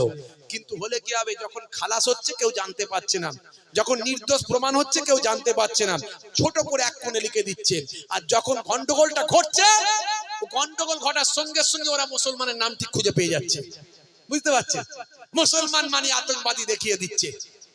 কোন অন্যায় কাজে কেউ লিপ্ত হতে পারে, সে শাস্তি হোক, সে মুসলমান হোক আর যেই হোক, মুসলমান হলে তাকে বেশি করে শাস্তি দিন, কারণ ইসলাম কোন রকম অন্যায়কে সাপোর্ট করেনি। কিন্তু মুসলমান করলি তখন সেটাকে অপরাধী বলছে না, তখন বলছে জঙ্গি, আতঙ্কবাদী নাম দিচ্ছে। আর অমুসলিম যদি কোনো অপরাধ করে তখন তাকে বলছে ওটা ব্রেনের ডিফেক্ট ছিল, মাথা খারাপ ছিল, তাই হয়েছে। বুঝতে পারছেন? বলবে কে, বোঝাবে কে? এই কথাগুলো বলি বলে আমাদের উপর অনেকের রাগ আছে, অনেকে আমাদের দেখতে পারে না, কিন্তু নিরুপায়। আল্লাহকে খুশি করার জন্য, সমাজকে শান্তি রাখার জন্য, দেশকে সুস্থ রাখার জন্য, সংবিধানকে বাঁচানোর জন্য, হিন্দু মুসলমানের মধ্যে ইত্তেহাদ, ঐক্য, মহাব্বত তৈরি করার জন্য কথাগুলো বাধ্য হয়ে বলি। ভাইরা আমার, এগুলো আমাদের বলার কথা নয়। এই দেখুন, 7 বছর জেল খেটে বেকসুর খালাস 4 নিরীহ মুসলিম। 7টা বছর তাকে যে ধ্বংস করে দিল, 7 বছর কে ফেরত দেবে? সেই আইন আছে যে 7 বছর তাদেরকে নিরপরাধ মানুষকে যে অত্যাচার করা হলো, তাদের যে 7টা বছর নষ্ট করা হলো, এর মূল্য দিতে হবে, এর মূল্য ফেরত দাও, 7 বছরকে ফিরিয়ে দাও। দেওয়ার ক্ষমতা কারো আছে? সে আইন আছে। ছাড়ার সময় সুরসুর করে ছেড়ে দিচ্ছে। এই দেখুন, কত দেখবেন সন্ত্রাসী সন্দেহে, সন্দেহ করে, শুধু সন্দেহ করে, প্রমাণ নাই, কিছু প্রমাণ নাই, এভিডেন্স নাই, সন্দেহ করে 23 বছর জেল খাটার পর বেকসুর খালাস পেয়েছিলেন নিসার আহমেদ। 23 বছর জেল খাটলো, তা 23 বছরটাকে ফিরিয়ে দেবে? সব তো শেষ। বড় দুঃখ লাগে, কথাগুলো বলার কেউ নাই, আমাদের মিডিয়া নাই। এই যে মিডিয়াগুলো সব ওয়াজ ছাড়বে, এগুলো ছাড়বে না, এরা সকালবেলা এগুলো ছাড়বে না, যেগুলো বলছি এগুলো কেউ জানতে পারবে না। সকালবেলায় খাজা গারিব নামাজ পানির উপর উড়ে গেছে, ওইটা বলবে। আমাদের কেউ নাই, আমরা অসহায়। আর আমাদের ঘরের ছেলেগুলো, ইয়ং ছেলেগুলো শুধু ফ্রি ফায়ার খেলে। শিক্ষিত হও, লজ্জা লাগুক। এ মুসলমান কম, আজকে তোমার বিরুদ্ধে কি ষড়যন্ত্র চলছে তুমি জানো না? বড় দুঃখ লাগে। কটা উদাহরণ দেব? ভাইরা আমার, তরুণ যুবকেরা আমার, মুরব্বিয়ানেরা আমার, তারপরেও বলবো ভয় পাওয়ার কোনো কারণ নাই, ভয় পাওয়ার কোনো কারণ নাই। কারণ স্টিয়ারিংটা চালাচ্ছে কে? স্টিয়ারিং কার হাতে আছে? জোরে বলেন না, কার হাতে? তাহলে ভয় আছে কিছু? ভয় নাই। কিন্তু আমার কর্মটা আমাকে তো করতে হবে, আমার দায়িত্বটা তো আমাকে পালন করতে হবে। ভাই, সকালবেলা উঠে আমাকে কাজে বেরোতে হবে, ইনকামের ধান্দায়। রুজি দেওয়ার মালিককে, হ্যাঁ, আল্লাহকে ডাকবেন আর রুজির চেষ্টা করবেন, কিন্তু রুজি আল্লাহ মিলিয়ে দেবে। আপনি বলবেন ঘরে শুয়ে থাকবো, আল্লাহ খাওয়াবে, খাইয়ে দেবে নাকি আল্লাহ? আমার কর্মটা আমাকে করতে হবে, করুন। আপনার দায়িত্বটা আপনি করুন, আপনার যে কাজটা আছে আপনি করুন। স্টিয়ারিং আল্লাহর হাতে, আপনি ছেড়ে দিন। হ্যাঁ, যারা কুয়া খুলবে তারাই কুয়ায় পড়বে। দেখেছেন না দেখেননি? এই এসআর এর আগে বলে 1.5 কোটি মুসলমানকে তাড়াবো। বিহারে দেখা গেল এত কিছু করে রোহিঙ্গা খুঁজে 3টে না কটা রোহিঙ্গা পেয়েছে, বলছে 3টে না কটা রোহিঙ্গা পেয়েছে। তাই তাদের আবার আইন আছে, সে আইনের জোরে ভারতে আছে, ওদেরকেও তাড়াতে পারবে না। আর এখানে বলছে 1.5 কোটি মুসলমানকে তাড়াবো, সব নাকি রোহিঙ্গা, আমরা সব রোহিঙ্গা। 1.5 কোটি তাড়াবি কোথায় রে? এই তাড়াবো করে ভাই বাংলাদেশি লাফালাফি করছিল, ওরা দেখলো সর্বনাশ কি হবে, আমরাই তো বাংলাদেশ থেকে এসেছি, এখন আমাদের কি হবে। বলছে তোদের চিন্তা নাই রে, তোদের নামগুলো তো মুসলমান নাম নয়, এ তো মুসলমানদের জন্য আইন হচ্ছে। বিরাট খুশিতে আছে, বুঝতে পারছেন। ব্যাস দেখা গেল নির্বাচন কমিশন বলে দিল ওসব ক্যাটা এখানে কিছু কাজে লাগবে না, ওই আইন করে ক্যা দিয়ে আবার নাগরিক হয়ে যাবে, ওসব আইন টাইন কাজে লাগবে না। এটা হলো যারা নাগরিক তাদের বাছাই করা হচ্ছে যে এর ভিতরে কিছু ভেজাল আছে কিনা। আর যারা বাংলাদেশ থেকে এসে নাগরিক হয়নি, তারা নাগরিকত্বের ফর্ম এখন ফিল আপ করলে, তবে অ্যাকসেপ্ট হলে তবে তারা নাগরিক, তবে তাদেরকে এসআইআরে আনতে পারবো। এখন তারাই চিন্তায় পড়ে গেছে, কে অনশন করছে, কে আন্দোলন করছে, কে বিরাট হইচই করছে, মিটিং করছে। এখন তাদের নেতাগুলো এখন বড় বড় কথা বলছিল, মুখগুলো চুপসে গেছে। একবার হাইকোর্টে মামলা করে দিল, যে হাইকোর্টকে বললো যে 11টার সঙ্গে ক্যাটাকেও ঢুকিয়ে দাও, যে ক্যায়ে যারা ফর্ম ফিল আপ করেছে ওরাও যেন এসআইআরে নাম উঠে যায়। হ্যাঁ, তখন হাইকোর্ট বললো না এটা হবে না, হাইকোর্ট ক্যান্সেল করে দিল। আবার সুপ্রিম কোর্টে মামলা হয়ে বসে আছে, 26 তারিখে না কবে রায় হয় বলছে। আমার আপনার ভয় কি? আমরা চাই না কোনো মানুষ কাঁদুক, কত মানুষকে কাঁদতে দেখছি, হয়তো 2002 সালের লিস্টে নাম নাই, এ নাই ও নাই বলে কাঁদছে। আমাদের তো একটাই বক্তব্য ছিল, হিন্দু হোক আর মুসলমান হোক, যারা এদেশে বাস করে ভালো করে বর্ডার সিল করো, আর কাউকে আসতে দিও না। যে কটা এখানে এসেছে আছে, যাদের Aadhaar card, voter card, PAN card, ration card, vote দিচ্ছে, চাকরি করছে, তারা সব নাগরিক হোক। সে হিন্দুরাই তো বেশি নাগরিক হবে, বাংলাদেশ থেকে আসা মতুয়ারাই তো বেশি নাগরিক হবে। মুসলমান কটা এসেছে, কটা আছে মুসলমান। আমরা মুসলিমদের, আমরা কোন হিন্দু, খ্রিস্টান, জৈন, বৌদ্ধের বিরুদ্ধে নয়, আমরা মানুষের পক্ষে। সব মানুষকে যারা এসেছে এখানে আছে, তাদেরকে আর কোনো কষ্ট না দেওয়া হয়। কিন্তু তোমরা এই লাপালাপিটা বেশি করলে তো, ক্যা করো, এসআইআর করো, সব তারাবো, মুসলমান নাকি সব রোহিঙ্গা। হ্যাঁ ভাইরা আমার, এখন নিজেরাই দৌড়ি। আল্লাহ বলছে বান্দারে ভাবিস না, চিন্তা করিস না, তোরা আমার হয়ে যা, আমি আল্লাহ তোদের হয়ে যাব। জোরে হবে না?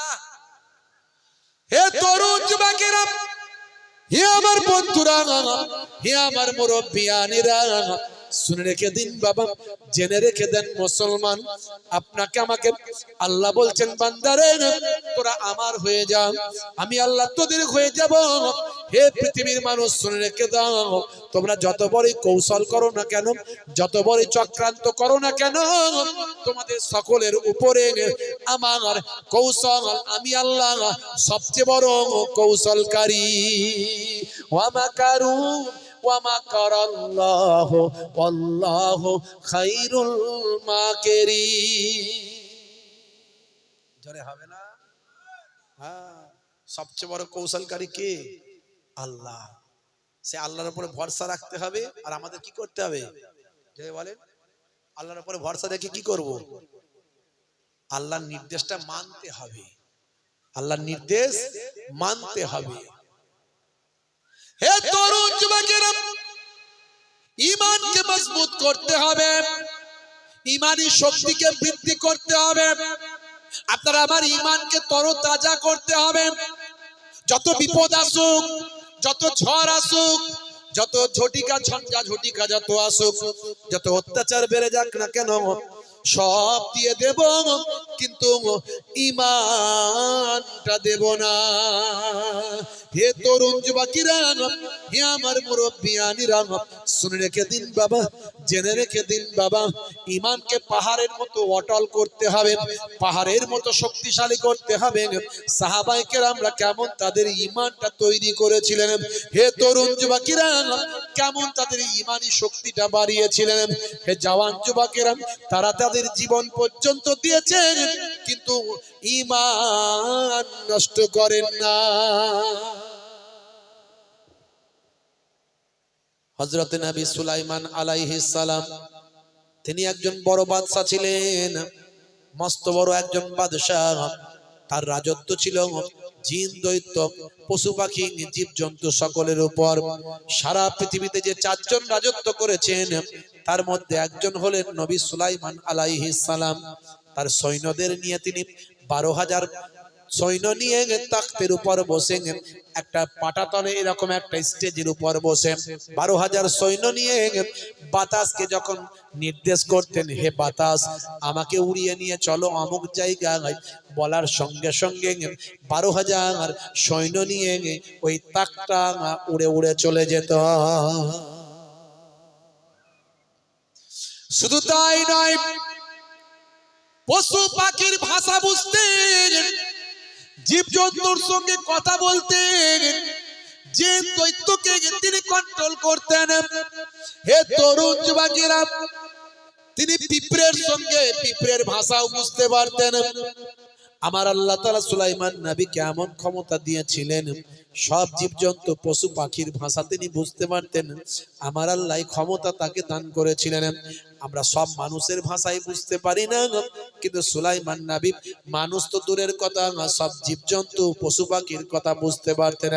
কোরআন মাজিদে আমার আল্লাহ একটা সূরা দিয়েছেন, সূরাটার নাম হলো সূরা নামাল।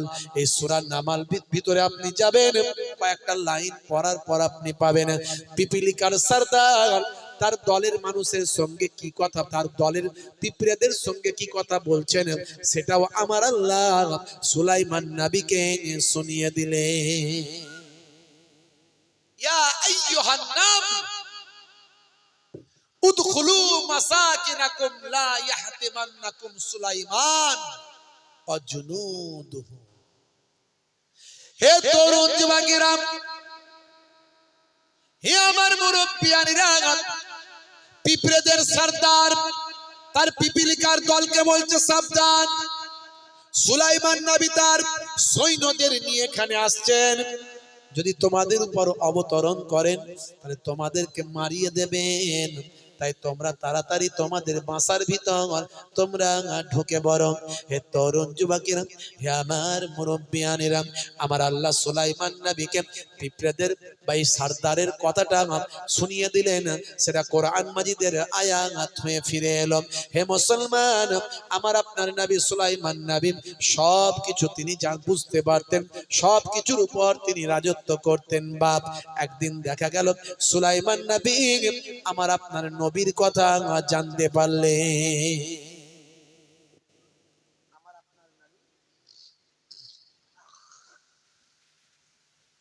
আমার আপনার নবী আখিরি জামানার পয়গম্বর, তিনি আসবেন, সুলাইমান নবী জানতে পারলেন। জানতে পারার পরে ঠিক করলেন আমার আপনার নবীর কাছে একটা পাইগাম পাঠাবেন। জোরে বলুন সুবহানাল্লাহ। আল্লাহ বললেন, হে নবী সুলাইমান, আখিরি জামানার পয়গম্বর তো আসবে হাজার হাজার বছর পর। তোমার হাজার হাজার বছর পর আসবেন আখিরি জামানার পয়গম্বর। আল্লাহর কাছে আরজু করলেন নবী সুলাইমান। নবী সুলাইমানকে আল্লাহ বড় পছন্দ করতেন, ভালোবাসতেন। নবী সুলাইমানকে আল্লাহ এত ক্ষমতা এমনি দেননি, পছন্দ করে দিয়েছিলেন। নবী সুলাইমান আল্লাহর কাছে আরজু করেন, আল্লাহ সে ক্ষমতা তুমি দান করো, সে পন্থা আমাকে বদলে দাও, সে শক্তি আমাকে দান করো, যাতে আমি আমার সেই আখিরি জামানার পয়গম্বরের কাছে আমার পয়গামটা পাঠাতে পারি। আল্লাহ মঞ্জুর করলেন। হে তরুণ যুবকেরা, হে আমার বন্ধুরা, শুনে রেখে দিন বাবা, জেনে রেখে দেন, নবী সুলাইমান আলাইহিস সালাম সেই জামানার একটা সবচেয়ে বড় শক্তিশালী ইমানদার ভাই আমার ইমানদার শক্তিশালী একজন আল্লাহর নেক জিনকে ডেকে পাঠালেন। সেই জামানার সবচেয়ে বড় শক্তিশালী ইমানদার জিন ছিল, মনোশক্তির দিক থেকে সবচেয়ে মজবুত ছিল এবং আল্লাহর প্রতি অকুণ্ঠ তার আস্থা ভরসা এবং ইমানের পাহাড় ছিল, ইমানের মজবুতি ছিল। নবী সুলাইমান আলাইহিস সালামকে তার জীবনের থেকেও বেশি ভালোবাসা ছিল। হে তরুণ যুবকেরা, এই রকম একটা জিন হযরতে নবী সুলাইমান তাকে ডাক দিলেন, যাও যাও যাও, ওই শিহাব নামক জিনকে আমার কাছে ডেকে দাও। শিহাব নামক জিন নবী সুলাইমান আলাইহিস সালামের কাছে এলো। নবী সুলাইমান আলাইহিস সালামের কাছে শিহাব নামক জিনটা আসার পরে নবী পাক সাল্লাল্লাহু আলাইহি ওয়াসাল্লাম সালাম কালাম হওয়ার পরে শিহাবকে, শিহাব তুমি আমাকে ভালোবাসো? বলে হুজুর ভালোবাসি না মানে? আপনার জন্য জীবনটা দিতে পারি, আর আপনি বলছেন ভালোবাসি না। কি করতে হবে হুজুর বলুন, কেন ডেকেছেন? সুলাইমান নবী সবকিছুকে কন্ট্রোল করতেন, সবার সঙ্গে কথা বলতেন। শিহাবকে বলেন, শিহাব তোমার জন্য একটা বড় চ্যালেঞ্জ আছে, বড় কাজ আছে, আর এই কাজটা যদি তুমি করতে পারো তুমিও সৌভাগ্যবান হবে। হে আল্লাহর নবী, কি কাজ? বলে, শোনো, আমাকে আল্লাহ তাআলা জানিয়েছেন আখিরি জামানার পয়গম্বর, জগতের শেষ নবী, নবী দিগের নেতা, রাসূল দিগের সরদার জনাবে মুহাম্মদ মুস্তাফা সাল্লাল্লাহু আলাইহি ওয়াসাল্লাম তিনি দুনিয়ার জমিনে আসবেন। জোরে বলুন সুবহানাল্লাহ। সেই নবীর সংবাদ পেয়ে কি আমি বসে থাকতে পারি বলো? সেই নবীর কাছে কি আমার ইচ্ছা যায়নি একটা পায়গাম পাঠাই? ইয়া রাসূলুল্লাহ, হে আল্লাহর নবী, ইয়া নবী আল্লাহ, হে আল্লাহর নবী, নিশ্চয় নিশ্চয় এই শিহাব এই কাজটা তোমাকে করতে হবে। বলে, হুজুর আমি কেমন করে করব? আমি তো একটা জিন, আমার কি শক্তি আছে যে আমি আখিরি জামানার পয়গম্বরের কাছে পৌঁছাবো? কি করে পৌঁছাবো? তিনি তো কবে আসবেন? বলে, তিনি আসবেন কয়েক হাজার বছর পর। হুজুর আমি তো মরে যাব, আমি কি করে করবে কাজ? হে তরুণ যুবকেরা, হে আমার বন্ধুরা, হে আমার মুরব্বিয়ানেরা, শুনে রেখে দিন বাবা, জেনে রেখে দেন।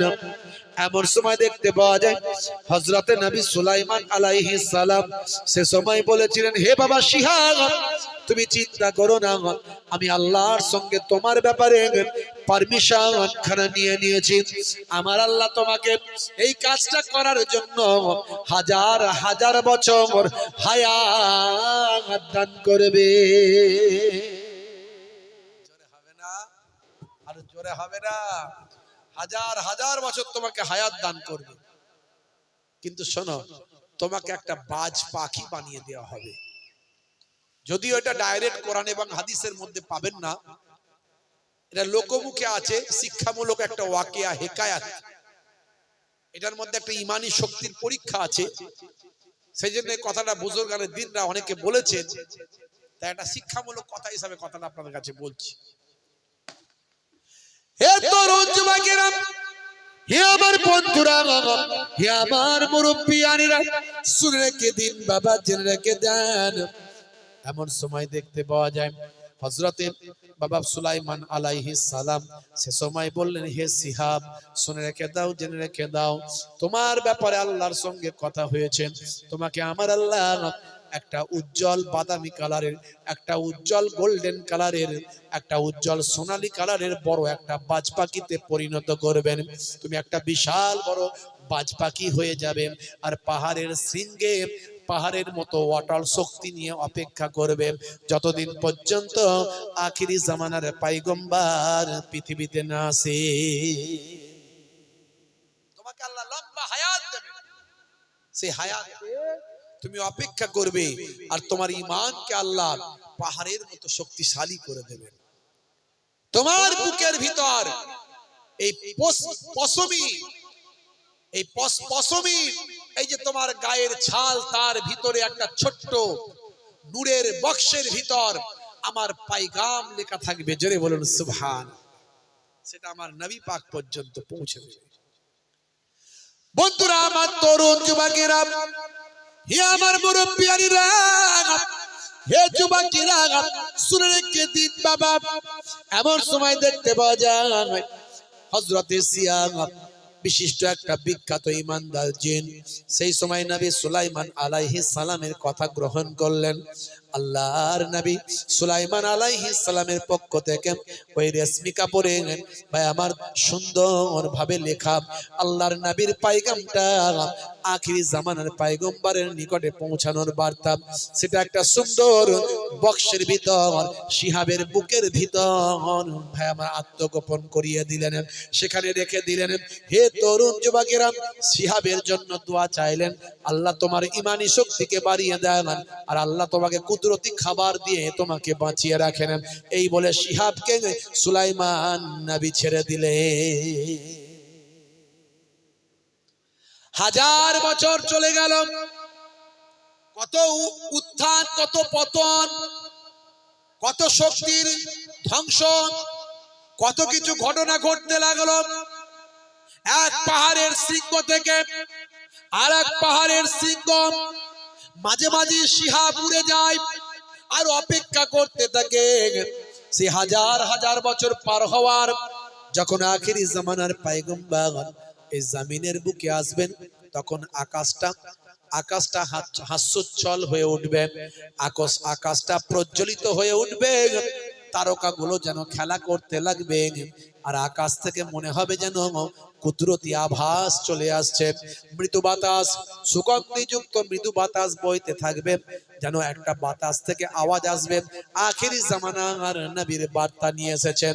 হে তরুণ যুবকেরা, শিহাব অপেক্ষা করতে লাগলো কবে আকাশ চকমক করে উঠবে, কবে আকাশের তারকাগুলো আমার নবীর আগমনে খেলা করতে লাগবে, আমার নবীর নবুয়তে তারা চমকাতে কবে থাকবে।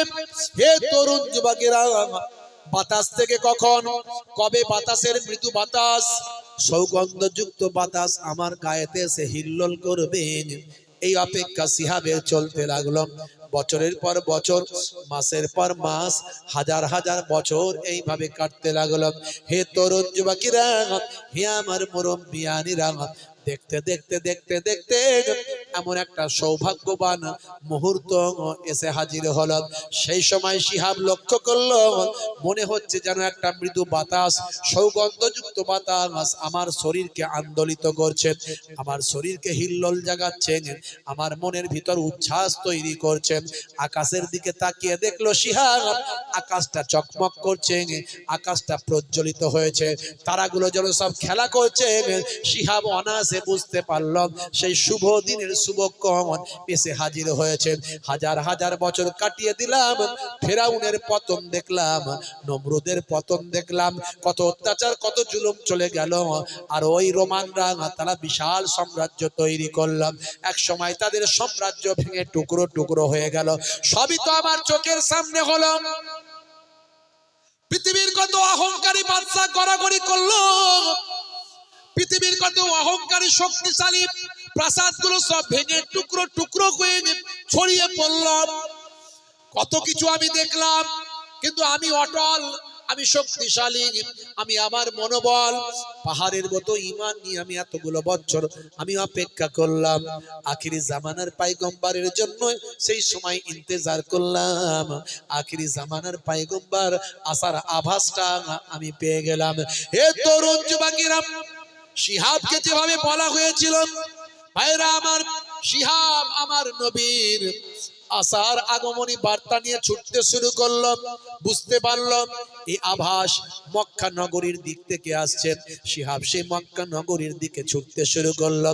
এ তরুণ যুবকেরা, বিশাল বড় একটা সোনালী কালারের বাজ পাখি, তার ভাই আমার চোখ দিয়ে যেন উজ্জ্বল উজ্জ্বল আলো ঠিকরে বের হচ্ছে, শরীর যেন চকমক করছে, তার প্রাণোচ্ছল শক্তিশালী চেহারা দেখে যে দেখে সে আবির্ভূত হয়ে যায়। আল্লাহর নবীর দেশে মক্কা নগরীর দিকে শিহাব চলতে শুরু করলো, উঠতে লাগলো, ঘন্টার পর ঘন্টা, মাসের পর মাস চলতে লাগলো, দিনের পর দিন চলতে চলতে এক সময় মক্কা নগরীতে শিহাব প্রবেশ করলো।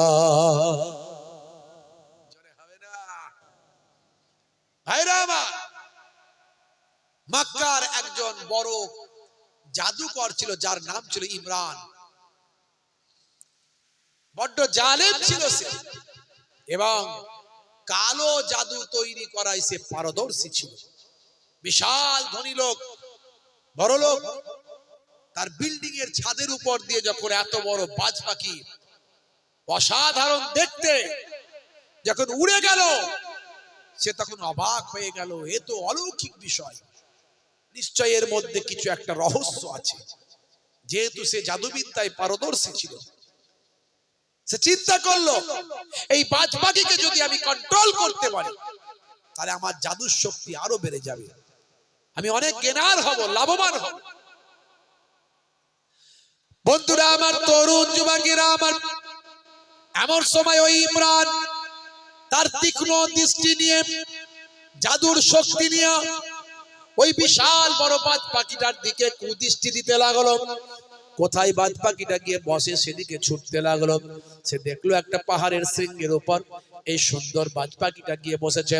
হে তরুণ যুবকেরা, ইমরান সুকৌশলে সেখানে পৌঁছালো এবং তার জাদুর বলে, জাদুর শক্তি দিয়ে, কালো জাদুর মায়া জালে বাজ পাখিকে ঘিরে ফেলল।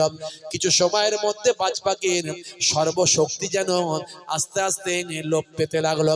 পা যেন ঠান্ডা হয়ে যাচ্ছে, ডানা যেন আস্তে আস্তে কুঁকড়ে যাচ্ছে, তার যেন সমস্ত শক্তি সব যেন খর্ব হয়ে যাচ্ছে। অতি সহজে সেই বাজ পাখিকে ইমরান ধরে ফেলল, বাড়িতে নিয়ে এলাম। বাড়ির এক কোণেতে একটা স্যাঁতস্যাঁতে ঘরের মধ্যে ওই বাজ পাখিকে ভরে রাখা হলো লোহার খাঁচার মধ্যে। তার উপর অনেক অত্যাচার করা হলো, টর্চারিং করা হলো, অনেক কালো জাদু প্রয়োগ করা হলো, অনেক রকম অত্যাচার জুলুম করে বারবার জিজ্ঞাসা করা হলো, তোমার মতলব কি, কে তুমি, কি জন্য এখানে এসেছো? কিন্তু শিহাব কথা বলতে পারে, কিন্তু কথা বলল না। তার ঈমানকে আমার আল্লাহ এমন পাহাড়ের মতো শক্তিশালী করেছিল, সব কিছু জানার পরেও, সব কষ্ট সহ্য করার পরেও সে আমার নবীর পায়গামের খবর দিল না। ঈমানকে মজবুত কেমন করেছে একটা জিন, সে তার ঈমানকে কত শক্তিশালী করেছে। ভাইরা আমার, কত জুলুম, কত অত্যাচার করার পরেও মুখ বুজে সহ্য করেছে। সে কথা বলতে পারতো কিন্তু কথা বলেনি, কারণ সুলাইমান নবীর আমানত তার ভিতরে রাখা আছে। জোরে হবে না? সে হাজার হাজার বছর ধরে অপেক্ষা করছে যে দিনটার জন্য, জীবন চলে গেলেও সে তার আমানত নষ্ট করবে না, তার ঈমানকে নষ্ট করবে না। মুসলমান, একটু ভাবুন, একটা জিন কেমন নবীকে ভালোবেসেছে, কেমন তার ঈমানকে মজবুত করেছে। আর আমরা আমাদের ঈমানকে মজবুতি করতে গিয়ে আমরা নামাজ পড়তে গেলে লজ্জা বোধ করি। আমরা নামাজ পড়তে গেলে লজ্জা বোধ করি। আমরা মুখে দাড়ি রাখতে গেলে লজ্জা বোধ করি। ঈমানের দুর্বলতা ধরা পড়ে যায় আমাদের। হে তরুণ যুবকেরা, হে আমার বন্ধুরা, হে আমার মুরব্বিয়ানেরা, শুনে রেখে দিন বাবা। হে মুসলমান, একটু লক্ষ্য করুন, ভাইরা আমার একটু খেয়াল করুন। এমন সময় দেখতে পাওয়া যায় শিহাবের উপর অত্যাচারের উপর অত্যাচার চলে, জুলুমের উপর জুলুম চলে। শিহাব সব মুখ বুঝে সহ্য করে, কত কষ্ট পায়। শেষে অবশেষে বেশ কিছুদিন কাটার পর আল্লাহর দরবারে সে অবশেষে দোয়া চাইতে থাকে, আল্লাহ তোমার নবীর আমানত আমার বুকে, এই জালেম এত আমার উপর অত্যাচার করছে, যদি কোনোভাবে আমার কাছ থেকে সে এই আমানত পেয়ে যায়, তাহলে সুলাইমান নবীর ওয়াদা আমি রক্ষা করতে পারলাম না। আয় আমার আল্লাহ, আমার মাবুদ, তুমি আমার ঈমানকে বাড়িয়ে দাও, আমার শক্তিকে বাড়িয়ে দাও, আমাকে সামর্থ্য দাও, আর আমাকে হেফাজত করে দাও। আমি কষ্ট পাচ্ছি, তোমার আখিরি জামানার নবীর কাছে এ সংবাদটা পৌঁছে দাও। ভাইরা আমার, তরুণ যুবকেরা আমার, আল্লাহর নবী সাহাবীদের নিয়ে একদিন মক্কা শরীফে, কাবা শরীফের সামনে বসে আছে। এমন সময় আল্লাহর নবীর হৃদয়ে উদিত হলো যে একটা পবিত্র আত্মা কষ্ট পাচ্ছে, একটা পবিত্র আত্মা কষ্ট পাচ্ছে, তাকে কষ্টের মধ্যে রাখা হয়েছে। আল্লাহর নবী হঠাৎ করে বললেন, বাবা আবু বকর, হে বাবা আবু বকর, তাড়াতাড়ি চলো, আমার হৃদয় বলছে একটা পবিত্র আত্মাকে আটকে রাখা হয়েছে, তাকে বের করে আনতে হবে, ছাড়াতে হবে। কয়েকজন সাহাবায়ে কেরামদের নিয়ে আমার আপনার নবী আল্লাহর কুদরতি ক্ষমতায় বুঝতে পেরে ওই ইমরানের ঘরের দিকে যেতে লাগলেন।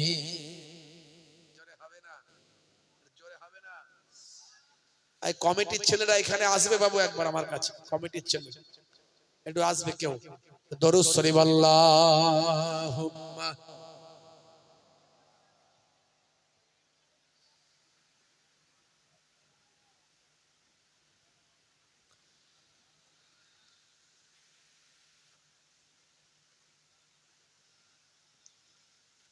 হাজারো ব্যথা বেদনার পরে ফিরে আসনি তুমি আপন ঘরে, দিনের আলো তুমি ছড়িয়ে দিতে চলে গেলে মদিনায় মক্কা ছেড়ে। হে রাসূল তোমাকে ভুলি আমি কেমন করে। আল্লাহুম্মা সাল্লি আলা।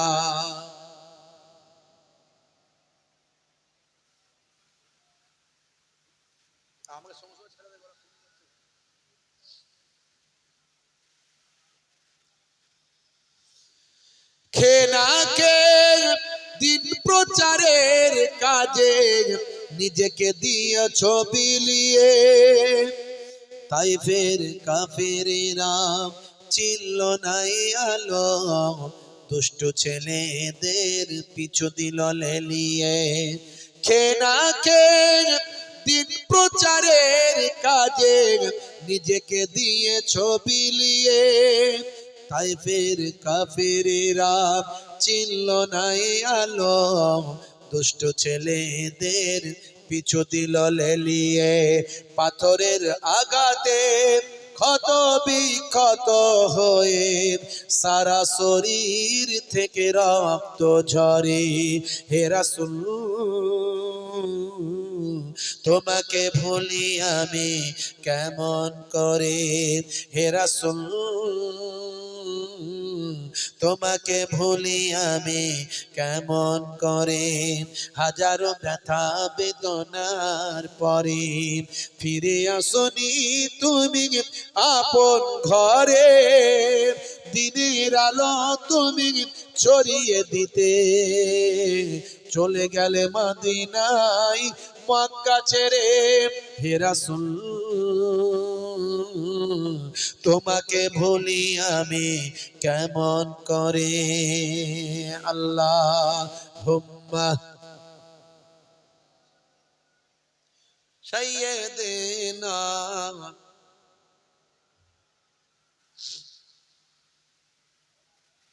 ওয়া আলা আলি সাইয়্যিদিনা।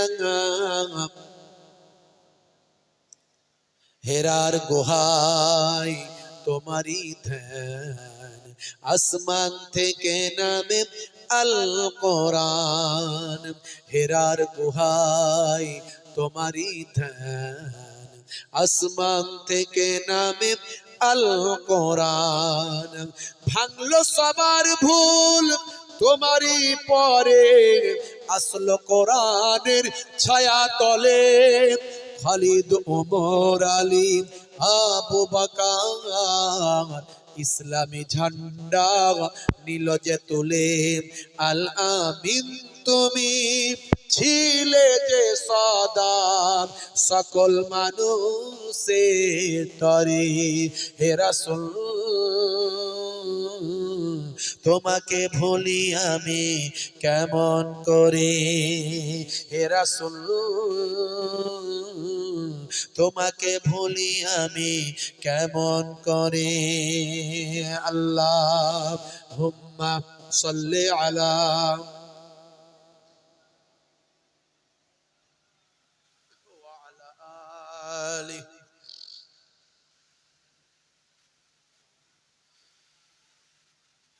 ভাইরা আমার, তরুণ যুবকেরা আমার, হে আমার মুরব্বিয়ানেরা, হে যুবকেরা, শুনে রেখে দিন বাবা, জেনে রেখে দেন।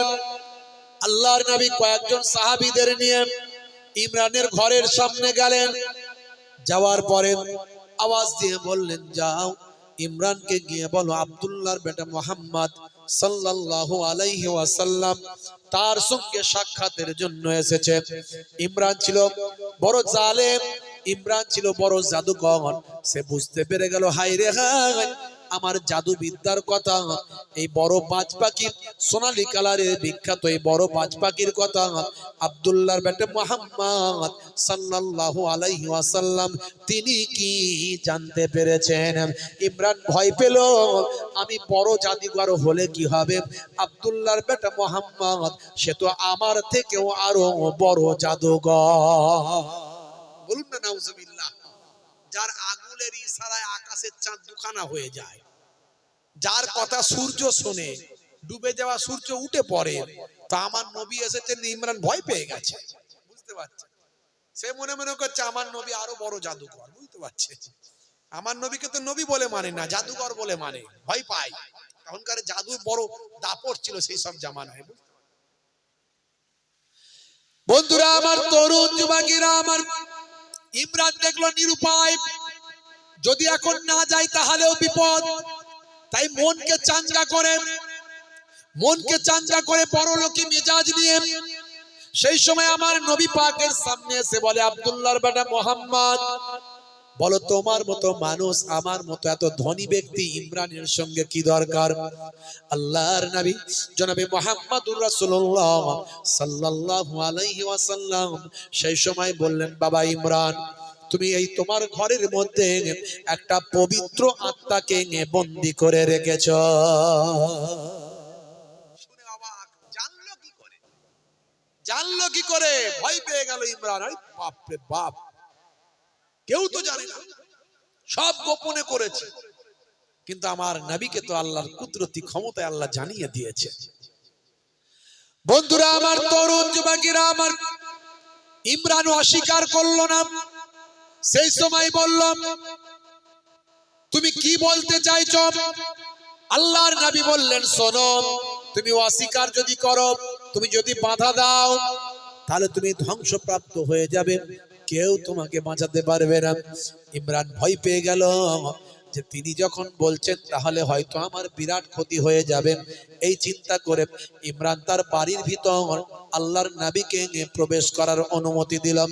দয়ার নবী আমার ইমরানের বাড়ির ভিতরে সেই সাথে ঘরের সামনে গিয়ে দরজাখানা খুলে ফেললেন। আল্লাহর কুদরতি ক্ষমতায় সেই বিশাল বড় সোনালী কালারের মজবুত সুন্দর বাজ পাখি যে দুর্বল হয়েছিল, আমার নবীর দৃষ্টি পড়ার সঙ্গে সঙ্গে সে তরতাজা শক্তিশালী হয়ে গেল। নবুয়াতি চেহারা পাওয়ার সঙ্গে সঙ্গে এই বিশাল বড় সোনালী বাজ পাখিটা হাজার হাজার বছরের অপেক্ষা আল্লাহর নবীর সৌগন্ধ পেয়ে, নবীর নবুয়াতি চেহারা দেখে তার প্রাণ উজ্জ্বল হয়ে উঠল, শক্তিশালী চেহারা হয়ে গেল। হে তরুণ যুবকেরা, হে আমার মুরব্বিয়ানেরা, আল্লাহর কুদরতি ক্ষমতায় ওই বিশাল বড় বাজ পাখি ইমরানের ওই জাল ছিঁড়ে আল্লাহর নবীর কদমে এসে সিজদায় পড়ে গেল। জোরে হবে না? আল্লাহর নবীর কাছে ফুপিয়ে ফুপিয়ে কাঁদতে লাগলো। দয়ার নবী বললেন, হে শিহাব, মন খারাপ করো না, কষ্ট করো না। ইমরানের দুর্ব্যবহার গুলো বলতে লাগলো, ইয়া রাসূলুল্লাহ, হাবিবাল্লাহ, আমি সেই পবিত্র আত্মা যা আপনার জন্য কয়েক হাজার বছর ধরে অপেক্ষা করছি, কিন্তু এই জালেম ইমরান আমার উপর অত্যাচার করেছে, আমার উপর জুলুম করেছে, আমার উপর কালো জাদু প্রয়োগ করেছে, আমাকে কত কষ্ট দিয়েছে। হুজুর আপনি সবই তো জানেন। ইমরান সব অবাক হয়ে গেল, বলে কি এসব কথা? এ তো আজ পর্যন্ত কথা বলে না, এ তো এখন দেখছি ভালোই কথা বলে। আল্লাহর নবী বললেন, হে ইমরান, তুমি যাকে বাজ পাখি দেখছো, এ তো আসলে বাজ পাখি নয়, একটা পবিত্র জিন। আর এই জিনটা এখানে এসেছে কারো জন্য নয়, কারো ক্ষতি করার জন্য নয়, বরং হাজার হাজার বছর ধরে সুলাইমান নবীর বার্তা নিয়ে আমার জন্য অপেক্ষা করেছে। জোরে হবে না? জোরে হবে না? ভাইরা আমার, আল্লাহর নবী সেই পবিত্র জিনকে বললেন, হে শিহাব, দাও দেখি আমার ভাই নবী সুলাইমান আলাইহিস সালামের বার্তা। বুকের ভিতর থেকে, পালকের ভিতর থেকে তখন এই বাজ পাখি বের করে সেই কুদরতি সিন্দুক, সেই কুদরতি ছোট্ট বক্স যেখানে সুলাইমান নবীর বার্তা ছিল, আমার নবী পাকের হাতে দিলেন। জোরে বলেন সুবহানাল্লাহ। জোরে হবে না? আল্লাহ নবী দোয়া চাইলেন, বললেন হে শিহাব বলো তুমি কি চাও? তুমি কি জেনের মতো আগে আগে যেমন জেন ছিলে সেরকম ফিরতে চাও, না তুমি বাকি থাকতে চাও? তখন সুলাইমান নবীর কাছ থেকে আসা সেই জিন বলে, ইয়া রাসূলুল্লাহ, আমি আখিরি জামানার পয়গম্বরকে পেয়েছি, আমি আর আগের চেহারায় ফিরতে চাই না, যে কদিন আল্লাহ আমাকে বাঁচিয়ে রাখবে আমি এইভাবেই থাকতে চাই। জোরে বলুন সুবহানাল্লাহ। জোরে হবে না? বলার উদ্দেশ্য হলো ঈমানকে মজবুত করুন। ঈমানের স্বাদ বড় মিঠা। আপনি যদি প্রকৃত ঈমানদার হয়ে যান, আমার আল্লাহ গায়েবী মাদাদ করবেন, সাহায্য করবেন। হে তরুণ যুবকেরা, হে আমার মুরব্বিয়ানিরা, কিতাবের মধ্যে দেখতে পাওয়া যায় মাল্লাহুল মাওলা ফালাহুল কুল, বান্দা যখন আল্লাহর হয়ে যায় কুল মাখলুকাত তার গোলাম হয়ে যায়। মান কানা লিল্লাহি কানা আল্লাহু লাহু, যে বান্দা আল্লাহর হয়ে যায় স্বয়ং আল্লাহ তার হয়ে যায়। ঈমানকে মজবুত করুন। এশায়ার হবে হোক, কোনো অসুবিধা নাই। আমরা বিদেশের লোক নয়, সব এদেশের লোক।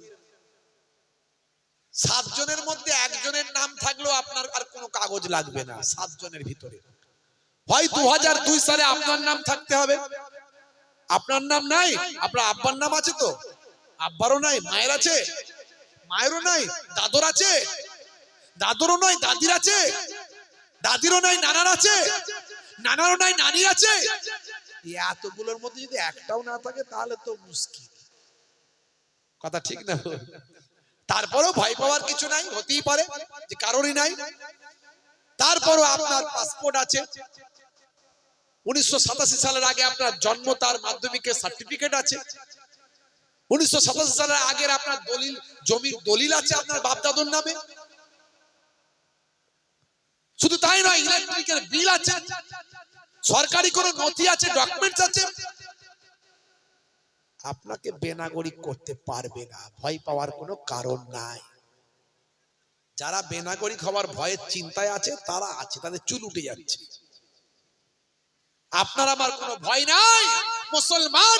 তারপরেও বলি, যদি ইচ্ছাকৃত ভাবে একটা মুসলমান, একটা আমার ভাই, শুধু মুসলমান নয়, আমার কোন ভাই, হিন্দু খ্রিস্টান জৈন বৌদ্ধ যেই হোক না কেন, একটা ভাইকে যদি অন্যায় ভাবে বেনাগরিক করার চেষ্টা করা হয়, আমরা যদি জানতে পারি, আপনারা জানেন লেকচারার্স অ্যাসোসিয়েশন অফ বেঙ্গল, বাংলার সমস্ত আলেম বক্তাদের নিয়ে আমাদের একটা সংগঠন আছে, যাদেরকে আপনারা ইউটিউবে দেখেন, প্রায় 100 জন বক্তা আলেম। ইন্টারনেটে গিয়ে, গুগলে গিয়ে লিখবেন লেকচারার্স অ্যাসোসিয়েশন অফ বেঙ্গল, আমাদের সবকিছু পাবেন দেখতে। আমরা শুধু ওই ওয়াজ নাসিহত করি তা নয়, অন্যায়ের বিরুদ্ধে লড়াই করতে আমরা সুপ্রিম কোর্ট পর্যন্ত গেছি। আপনারা জানেন এই ওয়াকফ নিয়ে যে গন্ডগোল হচ্ছিল এতদিন ধরে, সেই গন্ডগোল এখন কোথায় আছে জানেন? আইন হয়েছে কিন্তু আইন ইমপ্লিমেন্ট করতে পারেনি। তার কারণ কি? তলোয়ার দিয়ে নয়, বম দিয়ে নয়, কলম দিয়ে লড়াই হয়েছে। আপনার এই ভাইটাকে দেখছেন, আমি নিজে থেকে সুপ্রিম কোর্টে গিয়ে আমিও মামলা করেছি, অনেকে করেছে, আমিও করেছি সুপ্রিম কোর্টে। আর সেই সুপ্রিম কোর্টের মামলার রায় এখনো কমপ্লিট হয়নি, ইমপ্লিমেন্ট হয়নি। শুনানি হয়েছে, এর আগে কিছুদিন আগে শুনানি হলো, আপনারা জানেন। যতগুলো শুনানিতে ভাই আমার বিচারপতিরা রায় দিয়েছেন, বলেছেন তার ম্যাক্সিমাম আমাদের ডিমান্ড, আমরা যেটা চেয়েছি সেই রায়গুলোই হয়েছে। জোরে হবে না? তাহলে লড়াই আবার চলবে প্রয়োজনে। একটাও যদি ইচ্ছাকৃত হবে আমার ভাইদের বেনাগরিক করা হয়, কথা দিয়ে গেলাম আবার সুপ্রিম কোর্টে যাব ইনশাআল্লাহ। ভাইরা আমার, তরুণ যুবকেরা আমার, ভয় পাওয়ার কিছু নেই, চিন্তার কিছু নেই। তবে একটাই অনুরোধ করব, আল্লাহর হয়ে যান। আপনি আল্লাহর হয়ে যান, নামাজি হয়ে যান, নামাজি হয়ে যান। আল্লাহর সঙ্গে যোগাযোগটা রাখেন না বাপ। স্টিয়ারিং তো তার হাতে, গাড়ি তো সে চালাচ্ছে, চাকা কোন দিকে যাবে সেই জানে। কথা ঠিক না ভুল? যতই আমরা গাড়ি নিয়ে ঠেলাঠেলি করি, গাড়ি নিয়ে দৌড়দৌড়ি করি, স্টিয়ারিং তার হাতে। বাপজি আমার, তরুণ যুবকেরা আমার, মুরব্বিয়ানেরা আমার, মুসলমান, আল্লাহর হতে গেলে কি করতে হবে? নামাজি হতে হবে, নামাজি হয়ে যেতে হবে। বলুন ইনশাআল্লাহ। কি নামাজি হব তো নাকি? মুসলমানের ছেলে নামাজ ছেড়ে দিয়েছে, এত বিপদ আমাদের কেন? সবচেয়ে বড় অন্যায় যেটা আমরা করেছি সেটা হচ্ছে বেনামাজি হয়েছে, সবচেয়ে বড় অন্যায়। ছোটখাটো যা অন্যায় আছে আমি ছেড়ে দিচ্ছি, সবচেয়ে বড় অন্যায় আমরা বেনামাজি। 100 জনের 95 জন 5 ওয়াক্ত নামাজ পড়েনি। ভালো করে দেখুন, চিন্তা করে বুকে হাত দিয়ে। আমি হাত তুলতে বললে লজ্জা পড়ে যাবেন, আমি হাত তুলতে বলছি না। এর জন্য আমাদের এত কঠিন খারাপি। আমরা আল্লাহর লোক, আমরা কার লোক? বলেন, যিনি সারা বিশ্ব নিয়ন্ত্রণ করছে, আমরা তার আন্ডারে আছি, তার নির্দেশ মেনে চলছি, তার লোক আমরা। কিন্তু এই অন্যায়গুলো করার কারণে তিনি আমাদের উপরে রাগান্বিত হয়ে গেছে। এই জন্য আমাদের এত বিপদ। আমরা লাঞ্ছিত, বঞ্চিত, অপমানিত, লজ্জিত। আমাদের যে কেউ ছোট করে, গালাগালি দেয়। এই কোথাকারের কোন পাতি নেতা, দুদিনের নেতা, 5 বছরের নেতা, এখন বড় লাল গাড়ি নিয়ে চড়ে বেড়ায়। 5 বছর চলে গেলে ভাই আমার ওই রিক্সায় করে যাবে, লোকে গাল দেবে। এমনি এখনই গাল দিচ্ছে। এই কদিন আগে এই অর্জুন সিং আমার আল্লাহর সম্পর্কে বাজে কথা বলছে, এই অমুক নেতা আমার নবীর সম্পর্কে বাজে কথা বলছে। এদের গণতান্ত্রিক পদ্ধতিতে এদেরকে চাপকানো দরকার।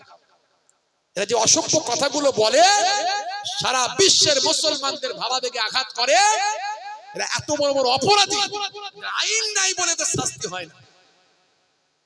ভাইরা আমার, তবে আমরা সুপ্রিম কোর্টের উপরে ভরসা রাখি, আমাদের সংবিধানের উপরে ভরসা রাখি। মাঝে মাঝে সেখানেও আঘাত করার চেষ্টা হয়। সুপ্রিম কোর্টের বিচারপতিকে জুতো ছোড়া হয়েছে, এটা আমাদের লজ্জা। আজকে আইনের কোন জায়গায় পরিস্থিতি পৌঁছে গেছে। ভাইরা আমার, এই সমস্ত অপরাধী মানুষগুলো সমাজে বেড়ে যাচ্ছে। একমাত্র আল্লাহ আমাদের সাহায্য করতে পারেন। বলুন আল্লাহুম্মা আমিন। তার জন্য আপনাকে নামাজি হতে হবে। কি হতে হবে? নামাজি হতে হবে। আল্লাহর সঙ্গে কন্টাক্ট রাখতে হবে, নাহলে কিন্তু সব জায়গায় পদে পদে বিপদে পড়বেন। আর আল্লাহর সঙ্গে যদি সম্পর্ক রেখে চলেন, বাঁচানোর মালিক আল্লাহ। মানুষের অন্তরকে কন্ট্রোল করার মালিক হচ্ছেন আল্লাহ। আপনার অন্তরে, আপনি যার কাছে গেছেন তার অন্তরকে আল্লাহ পাল্টে দিতে পারেন মুহূর্তের মধ্যে। সেজন্য আল্লাহর সঙ্গে যোগাযোগটা রাখতে হবে। আপনি আল্লাহর সঙ্গে যোগাযোগ রাখুন, তারপরে যা হবে হোক, অসুবিধা নাই। হোক না, আল্লাহ যাতে রাজি, আমরা তাতে রাজি। আল্লাহ যদি চান যে তার বান্দা বিপদে পড়ুক, তো পড়ুক, অসুবিধা কি আছে। কিন্তু আমি আমার ডিউটিটা করি, বান্দা নামাজ পড়ো, আকিরি ধরো, ছেড়ো না নামাজ এক জীবনে, করো না কাজা, হবে যে সাজা, দোজখ ঠিকানা কিরাতে, দোজখ ঠিকানা কিরাতে। ফজর গেল ঘুমে ঘুমে, জোহর বেলাতে কাজ, আসর গেল তাসর আড্ডায়, মাগরিব হেলা ফেলায়। ফজর গেল ঘুমে ঘুমে, জোহর বেলাতে কাজ, আসর গেল তাসর আড্ডায়, মাগরিব হেলা ফেলায়।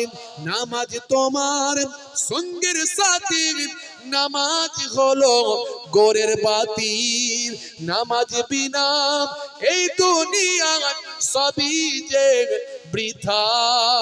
বান্দা নামাজ পড়ো, আকিরি করো, ছেড়ো না নামাজ এক জীবনে, করো না কাজা, হবে যে সাজা, দোজখ ঠিকানা কিরাতে, দোজখ ঠিকানা কিরাতে।